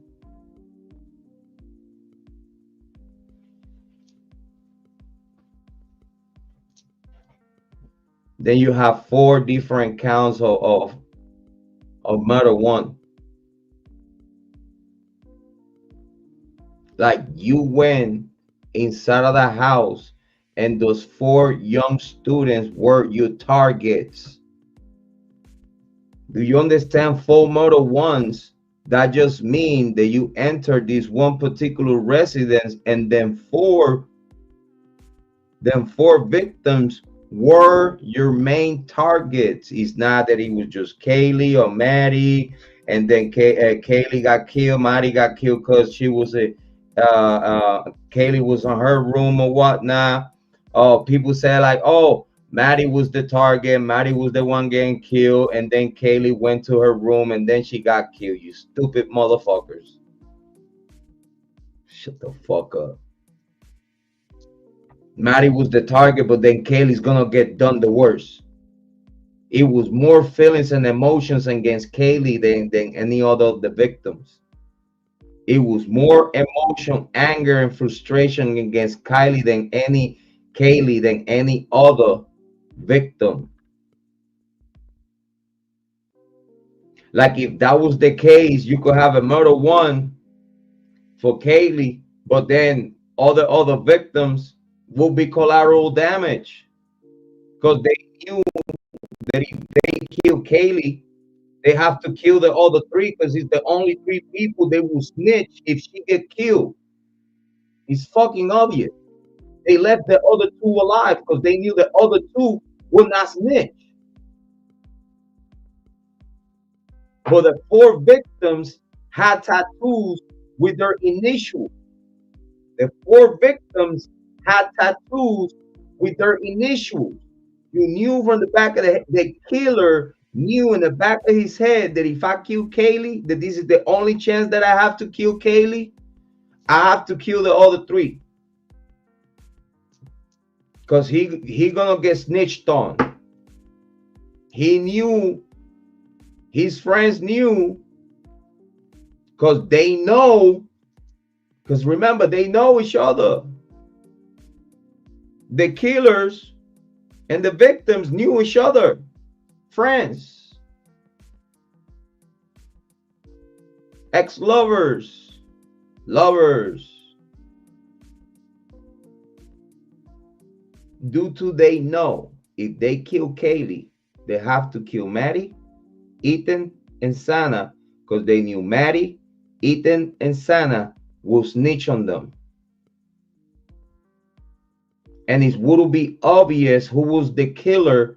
It would be obvious who was the killer and the killers that helped them just killing Kiely and letting the other two, or let's say killing Kiely and Maddie, but then leave the other two alive.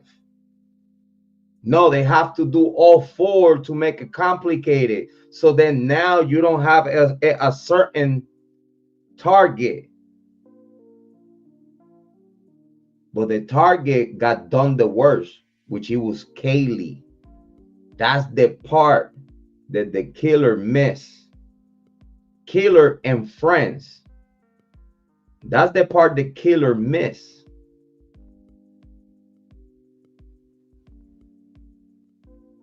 That he did Kiely the worst. So you let us know technically who it was. Just pay attention.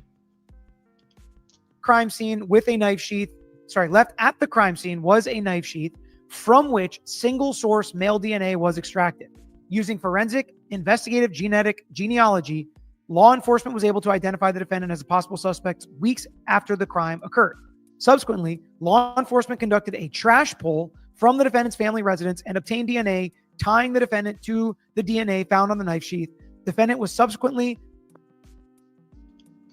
And then all those people saying that the trash was on the neighbor's trash can just to make it look, just to make it sound, to twist narrative and make it sound like they could have done that. You see all these people that out there say like, oh no, the DNA was collected. They put the Kohberger put his trash on the neighbor's trash can, and that's what he made it look so guilty.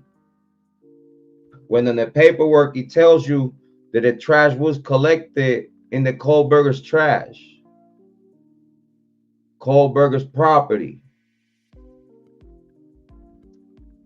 So it was no neighbor's trash can and none of that shit. Like people was saying like, oh yeah, he was looking guilty because the cops seen him throw trash on the neighbor's trash can. And why you gonna throw trash on the neighbor's trash can? That's why they had one of the reasons for them to go in.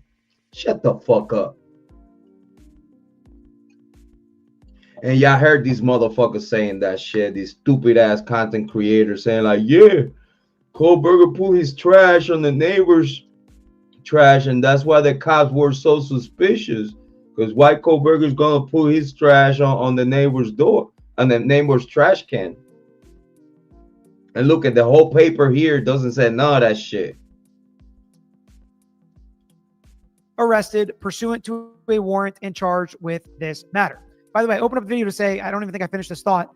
Usually I have an idea of how long the videos are going to go. Today, I don't really. Hopefully it's around an hour. It might be 30 minutes. It might be an hour and 15. That's about as max as I got. But we're going to get through as much of this today as we possibly can.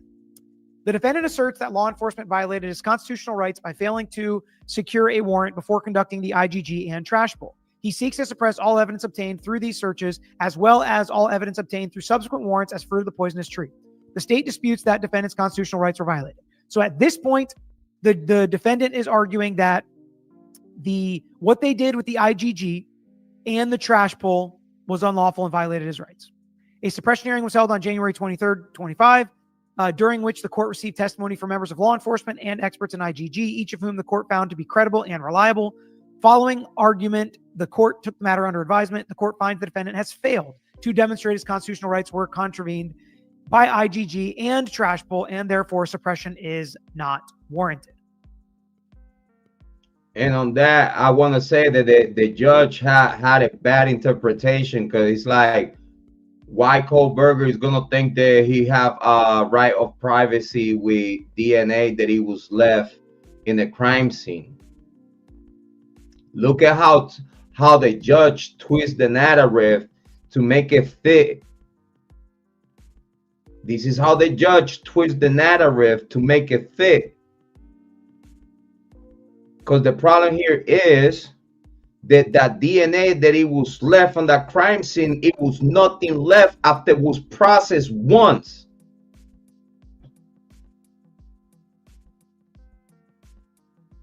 That's a problem. When the judge twisting the narrative to make it look like and sound like very good for prosecution. Bryan Kohberger is not expecting no privacy far as the DNA, alleged DNA on the night shift, right? But it's a right of privacy when you have rules and regulations, not just in DOJ and the Department of Justice, but also these sites of DNA. That is a reason why those rules and regulations are put in place, because the people are expecting privacy, with those rules and regulations being effective enough that it could be utilized in court. But it's no case law. They know that. Oh, they got rules and regulations. We must not do this and do that. But we still went and did it. And then the judge want to make it sound like, well, how Kohberger is going to expect privacy on the DNA that he was left on a crime scene, right? But it's an expectation of privacy with those sites that you say yourself that you're not going to use because you recognize that the troubles that comes with that. You still went and did it. How? With what DNA? It's an expectation of privacy in those companies that they utilize to get to their conclusions. It's an expectation of privacy for the DNA that is on those sites. Let's get that clear. It's an expectation of privacy. Forget about the DNA on the night shift left behind, right? You could not have no rights of privacy or what? Okay, cool.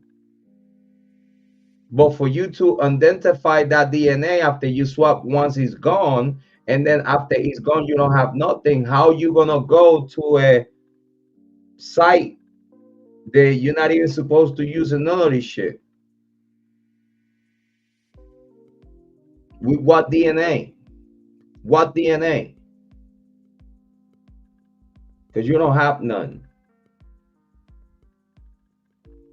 It's an expectation of privacy when you put your trash in Pennsylvania, that only the trash company could pick up that trash because they expecting that DNA that could be on that trash to be private. It's an expectation of privacy when you put your trash on the curb and you have a city ordinance that it tells you the only people that could collect that trash is the garbage company. And it's an expectation of privacy with anything and everything that is put inside of that trash can. But the judge said, oh, it's no problem here. What? It's no problem because what? You're in Idaho?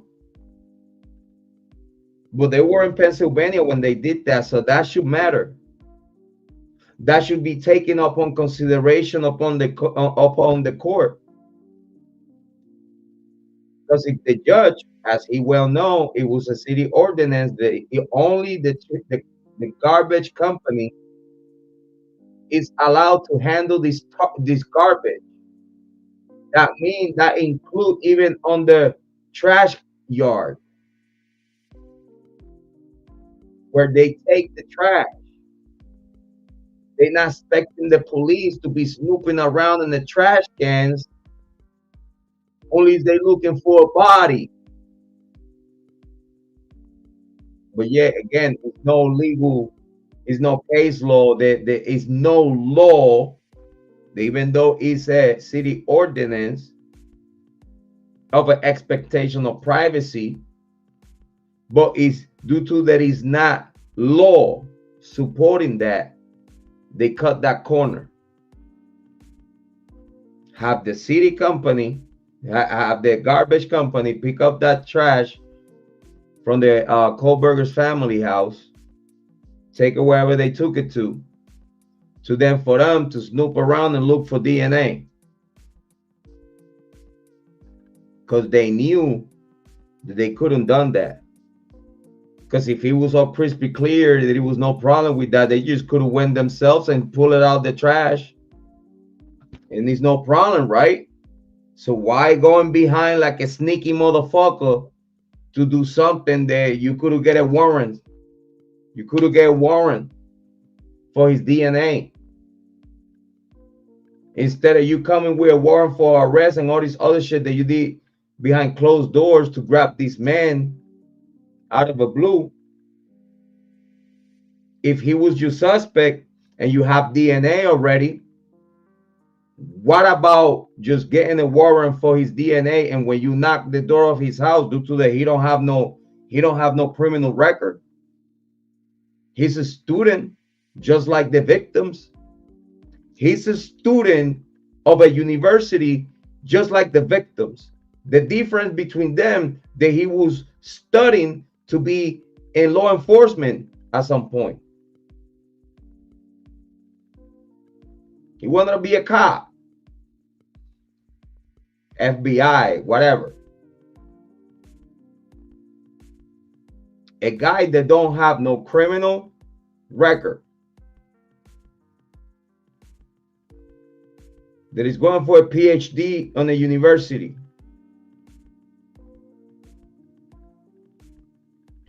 It don't matter if you have knowledge, because he's licensed to carry. That he has a legal weapon. You have other indicators that you could go and knock on this man's door or catch him off guard with a warrant for his DNA, and you didn't have to be sneaky and get the dad's DNA, because if you were so sure that that was the DNA from the Kohberger, that you have Kohberger's DNA, you did all this other shit. I want people to follow me. If you did all this other shit for you to make sure that whatever you have on profile was Kohberger, right? Why the fuck you gotta go and get the dad's DNA and then say like, oh, the subject is the son of this DNA that we have? You're just creating shit as you go. Because again, you didn't have no DNA. So when you got the dad's DNA, now you have DNA. You was being sneaky, fishing for DNA to frame this guy. And after you got DNA from someone in the family, that trash, you made it sound like that it was Kohberger confirmed. And not just that, but then also when you swap the guy, you say, oh yeah, it's confirmed. How you confirm that shit? Where's all that work? It's materials for this case. Where is all that work? It is the same work that it got deleted. It doesn't exist. So how the fuck you want anyone to believe that you had DNA when you went behind everyone's back with a story, went and fish DNA from a trash, and then you have DNA to work with? That's fucking dirty. That's dirty. That's evil. That's diabolical. That's diabolical. The standard of review of a motion to suppress is bifurcated. The power to assess the credibility of the witnesses, resolve factual conflicts, weigh evidence, and draw factual inferences is vested in the trial court. So I mean, the court in this situation is determining fact. And yeah, let's say if in this case it was a cop that he was in love with one of the girls in that house and they never paid attention to him, they probably used him and shit and never give him nothing, play him the fuck out and all this other shit.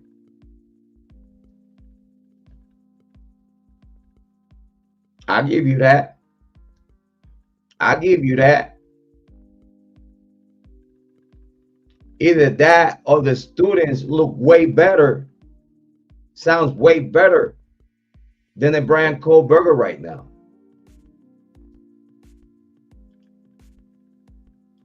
And law. Fact and law. So then they kind of go into what his findings of facts were. And just to summarize what his finding of facts were, he basically found that law enforcement got a single source DNA, used private databases to kind of search through and see if they could find a match. 2 of those databases permitted law enforcement use. However, 2 of them reportedly disallowed it. And that's going to kind of become part of the issues we're dealing with here. He definitely throughout this takes the state's point of view of the facts, saying law enforcement used proper means, did not search out inappropriate information while trying to match the DNA. They had 4 low matches, couldn't get it done, turned the investigation over to the FBI. The FBI then spreads a wider net and use the databases that, again, purportedly disallow their use. Now, there was a lot of argument about whether or not the FBI should have used these databases that say they don't allow law enforcement to use them. But additionally, DNA gives you a lot more information than just identification. In the past, the case law is pretty clear. You can use certain things for identification purposes only, but other things they've argued, if you get way more information, then that's too much and you're violating people's rights. And they have certain privacy rights and expectations of privacy in those items. But the court here says he basically finds that law enforcement just use it for identification purposes, and that's kind of within judicial discretion. So it is what it is. All right, let's jump to page 4 here. The Idaho State Police then turned the information over to the FBI, which was able to use Othram's profile, which that's one of the companies that did some of this DNA search, and to develop a significantly larger SNP profile. The FBI, and he explains how SNP works, what it is, how you create it. We're not going to get into all those details. We've already read motions on it. We've heard experts testify about it. I'm not going to take up the time in this motion to even try to explain to you what it is, figure out if it's true. The point is, this is how the expert testified, and this is what the judge took as being true and as being a fact. And again, twisting reality, because how can the FBI make a profile with what DNA?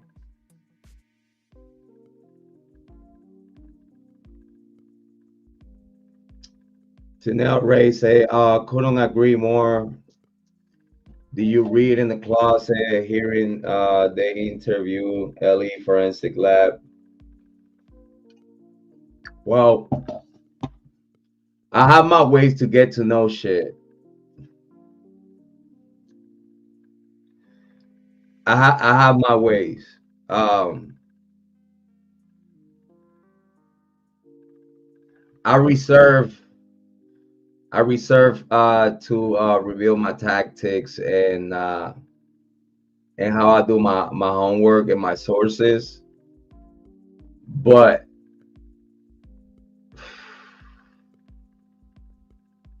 at this day today, we have been 100 of 100.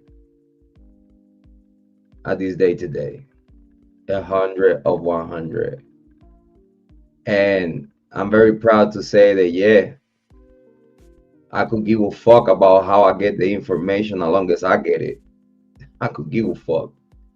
I really don't. As long as I get to know what I need to know, yeah. I got my ways. If the cops got their ways, I got my ways too. I got my ways.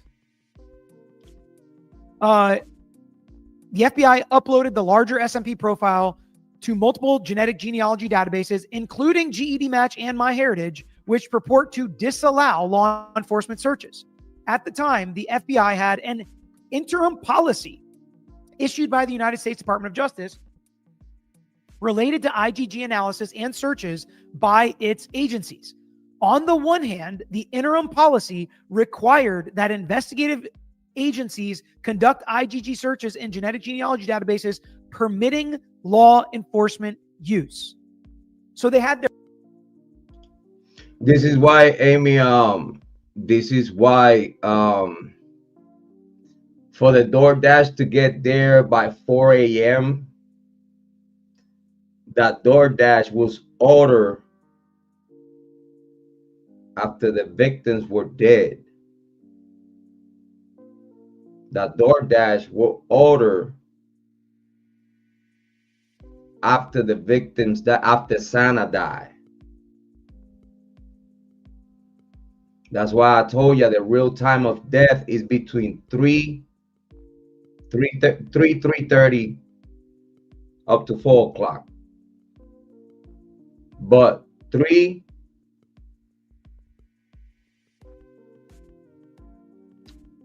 to 3:30. I'm gonna tell you what, 3 to 3:30, real time of death, just to be more precise, just to show you homework, just to show you, just to give you something for you to hang yourself from and be like, yeah, between 3 and 3:30.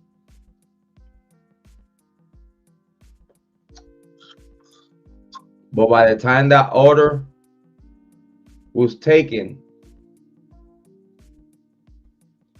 if they record those calls, because they record those calls for customer service purposes. If they did record that call,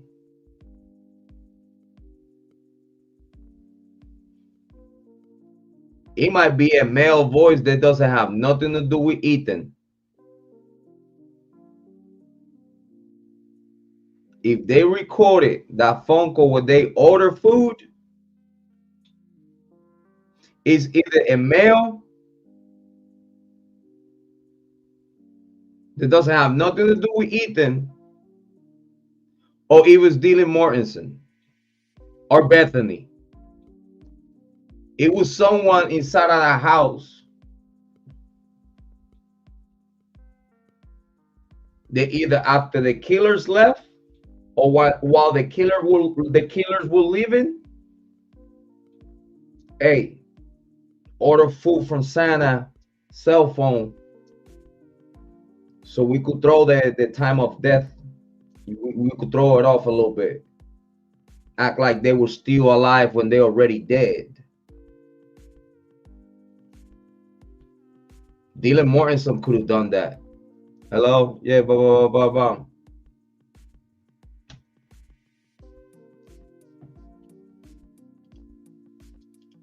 Their own internal policy that they would only use databases that allowed them to use it. Seems obvious, seems like what they should do, seems like people entering in or maybe picking what website they're going to use and not going to use, that could come into play, right? But on the other hand, the interim policy required the investigative agencies conduct IgG searches However, on the other hand, the interim policy also stated it was intended as internal guidance and did not oppose any legal restrictions on investigative agencies, noting the interim policy is not intended to, does not, and may not be relied upon to create any substantive or procedural rights or benefits enforceable at law or in equity by any party against the United States or its departments, agencies, entities, officers, employees, agents, or any other person in any matter, civil or criminal. This interim policy does not impose any legal limitations on otherwise lawful investigative or prosecutorial activities or techniques utilized by the Department of Justice, or limit the prerogatives, choices, or decisions available to or made by the department in its discretion. In other words, all that gibberish, not from Peter Tragos, but the gibberish that Judge Hippler was putting on paper, which a whole bunch of poop. In other words, well, if it's no case law, it is nothing that will enforce these rules and regulations. Fuck it. And that's a problem. Because when those rules and regulations were put in place, is because they understood that it was a problem doing that. That they could also utilize that to frame someone in a very easy way. It's like prosecution and cops always keeping the ace in the sleeve. We know we could still use this one technique to frame whoever we want to frame if we need to. We know we could do it because there's no law that is going to stop me from doing it. That's how law enforcement and prosecution went by this. They said, fuck it. It's nothing to tell us that we can't do it. And they fucking did it. Even though it goes against their own rules and regulations for obvious reasons. It's obvious reasons. It's problems with the privacy of people. People expect privacy. And if you are law enforcement and FBI, you say you're the good guys, right?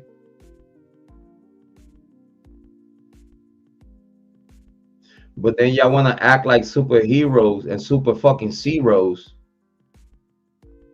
try to be getting the bad guy, being a bad guy. No, you fucking stupid motherfucker.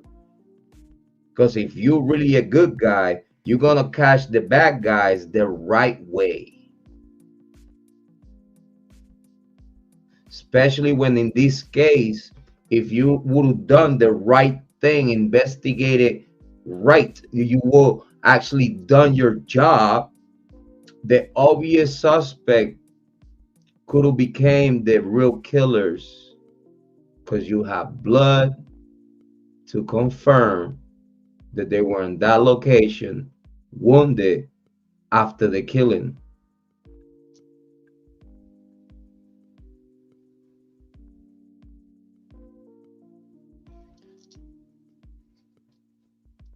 I'm gonna let it play for a little bit more. From the information it acquired through the database searches, the FBI was able to build a family tree and arrive at a potential match. On December 19th, the FBI provided the defendant's name to Idaho law enforcement as a possible source of DNA. The FBI instructed that the identification of the defendant as a person of interest was to be considered solely as a tip. No warrant was obtained for the FBI's work, and subsequent warrant applications did not include the IgG results to inform probable cause. So let's talk about this now. Before he say anything, what the fuck else they have besides that?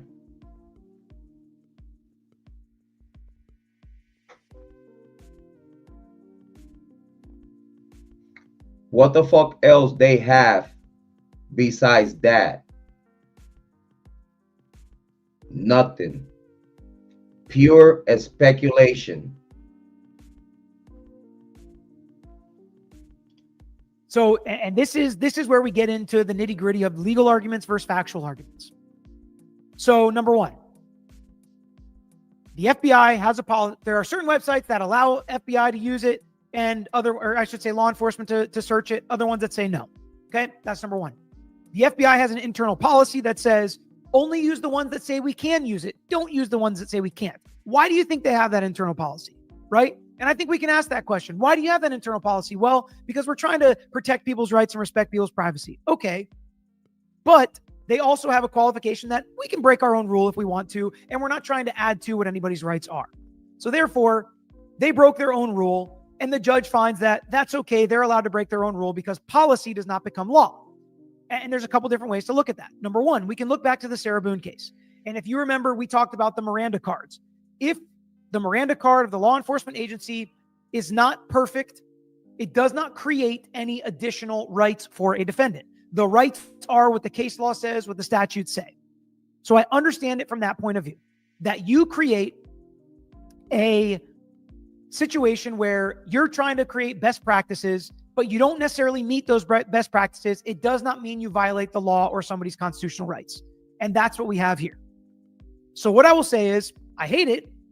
Why have the internal policy if you're not going to follow it? But I understand where the judge came down on this. I'm not sure I would have come down the same way, but because he has, I do think it's within his discretion. And now let's talk about for a second the difference between arguing this in front of a judge, which is what we're doing now, and arguing this in front of a jury. Judge, law enforcement stepped on my client's rights. You are a lawyer, judge. We are here to protect constitutional rights of accused. This is a constitutional right that's been stepped on. Can you make sure that we fix this and make sure they're not allowed to use anything that they got violating their own internal policy and my client's constitutional rights? Judge says no. Now you take it to a... Soon as the judge said no, he didn't give a fuck about nothing. He don't. The judge don't care if Kohberger is the right guy or not. He could give a fuck.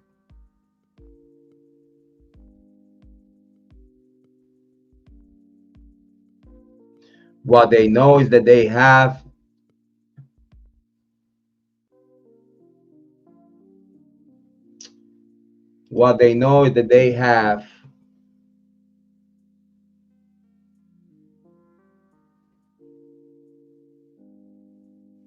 a trial date that they must fulfill.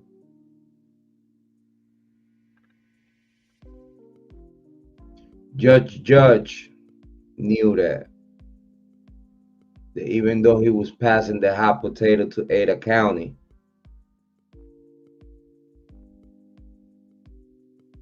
he was about to impose a trial date. Not giving a fuck about whatever Ada County got going on, not caring about nothing, because he knew as soon as he put that trial date must occur. It don't matter if this is on Ada County. It's the same bullshit. Changing the location does not change the powers to be. Changing the location do not change the powers to be that are in full control of the courthouse. What the judge said, what the judge interpreted. The judge knew that everything that he put there was a whole bunch of bullshit. The judge knows that.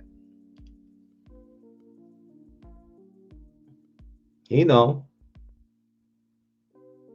The judge know that if he would allow the frank hearing, this case would be over. And he don't want that on his jacket.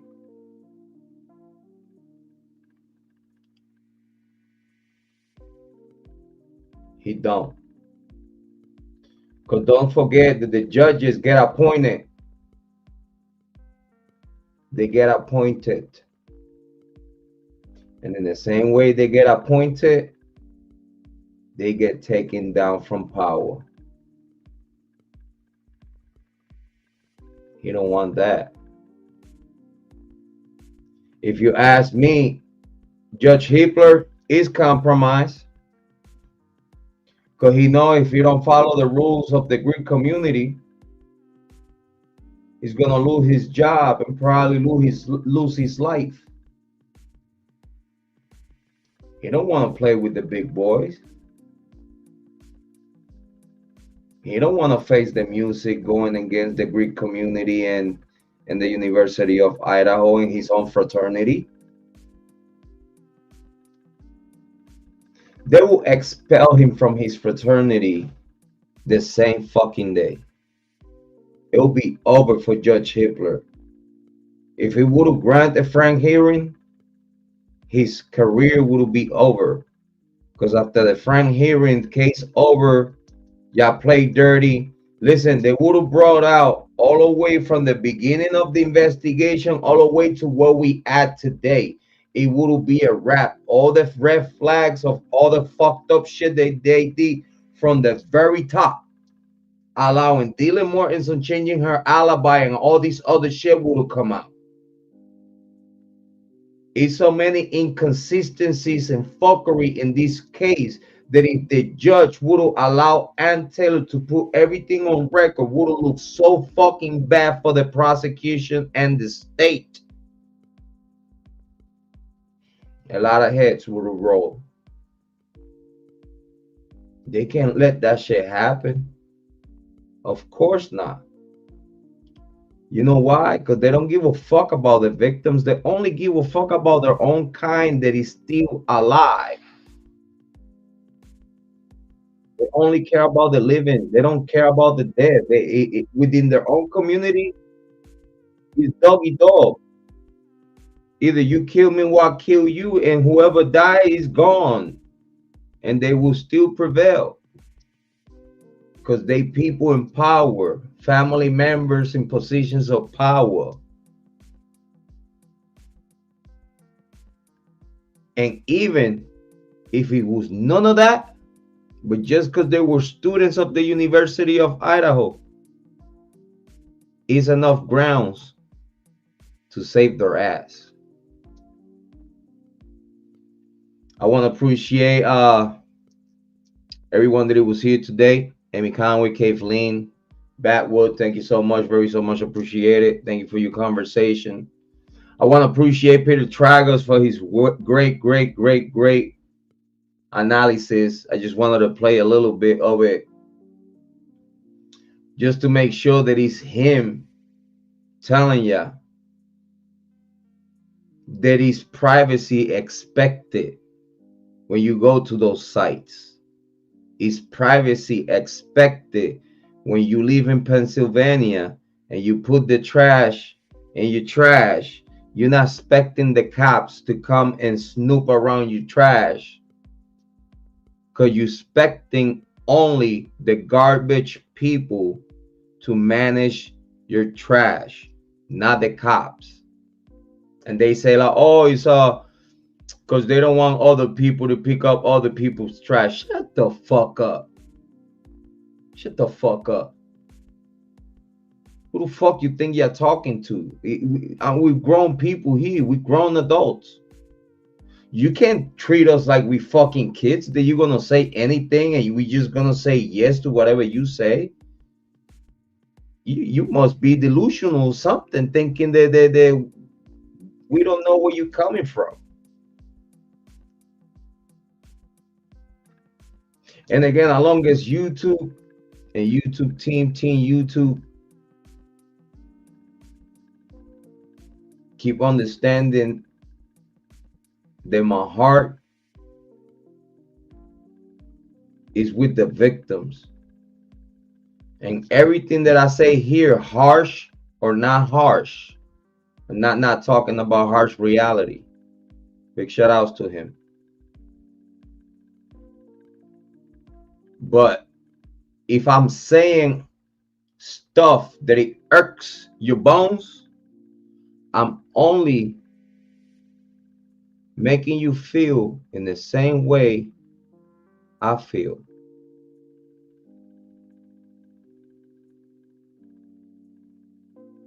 Bars.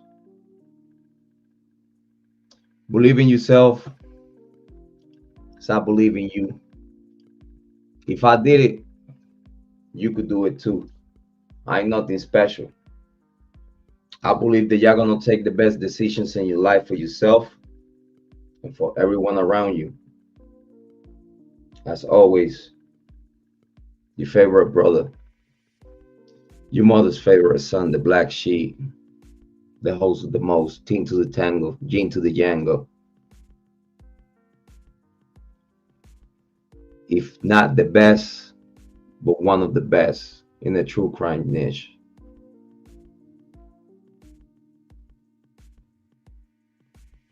Listen, love yourself and take care of yourself so you'll be able to love others and take care of others, and make sure that you kiss and hug your children and kiss and hug your wife, and make sure that you try to live your life as righteous as possible, because guess what? Everything is diabolical. Everything is diabolical in the way shit's going on in the world right now. And you only gotta just protect your own while you protecting yourself. I'm gonna see you tomorrow. I'll be here 12 a.m. Hopefully y'all enjoy the live stream and we have a conversation that you definitely need to hear. Because we stick with the victims and we only want justice for the victims. But this Bryan Kohberger situation in court is not allowing justice to occur. Because y'all playing with innocent men in court while the killers still walking out there in bulletproof SUVs. Love you.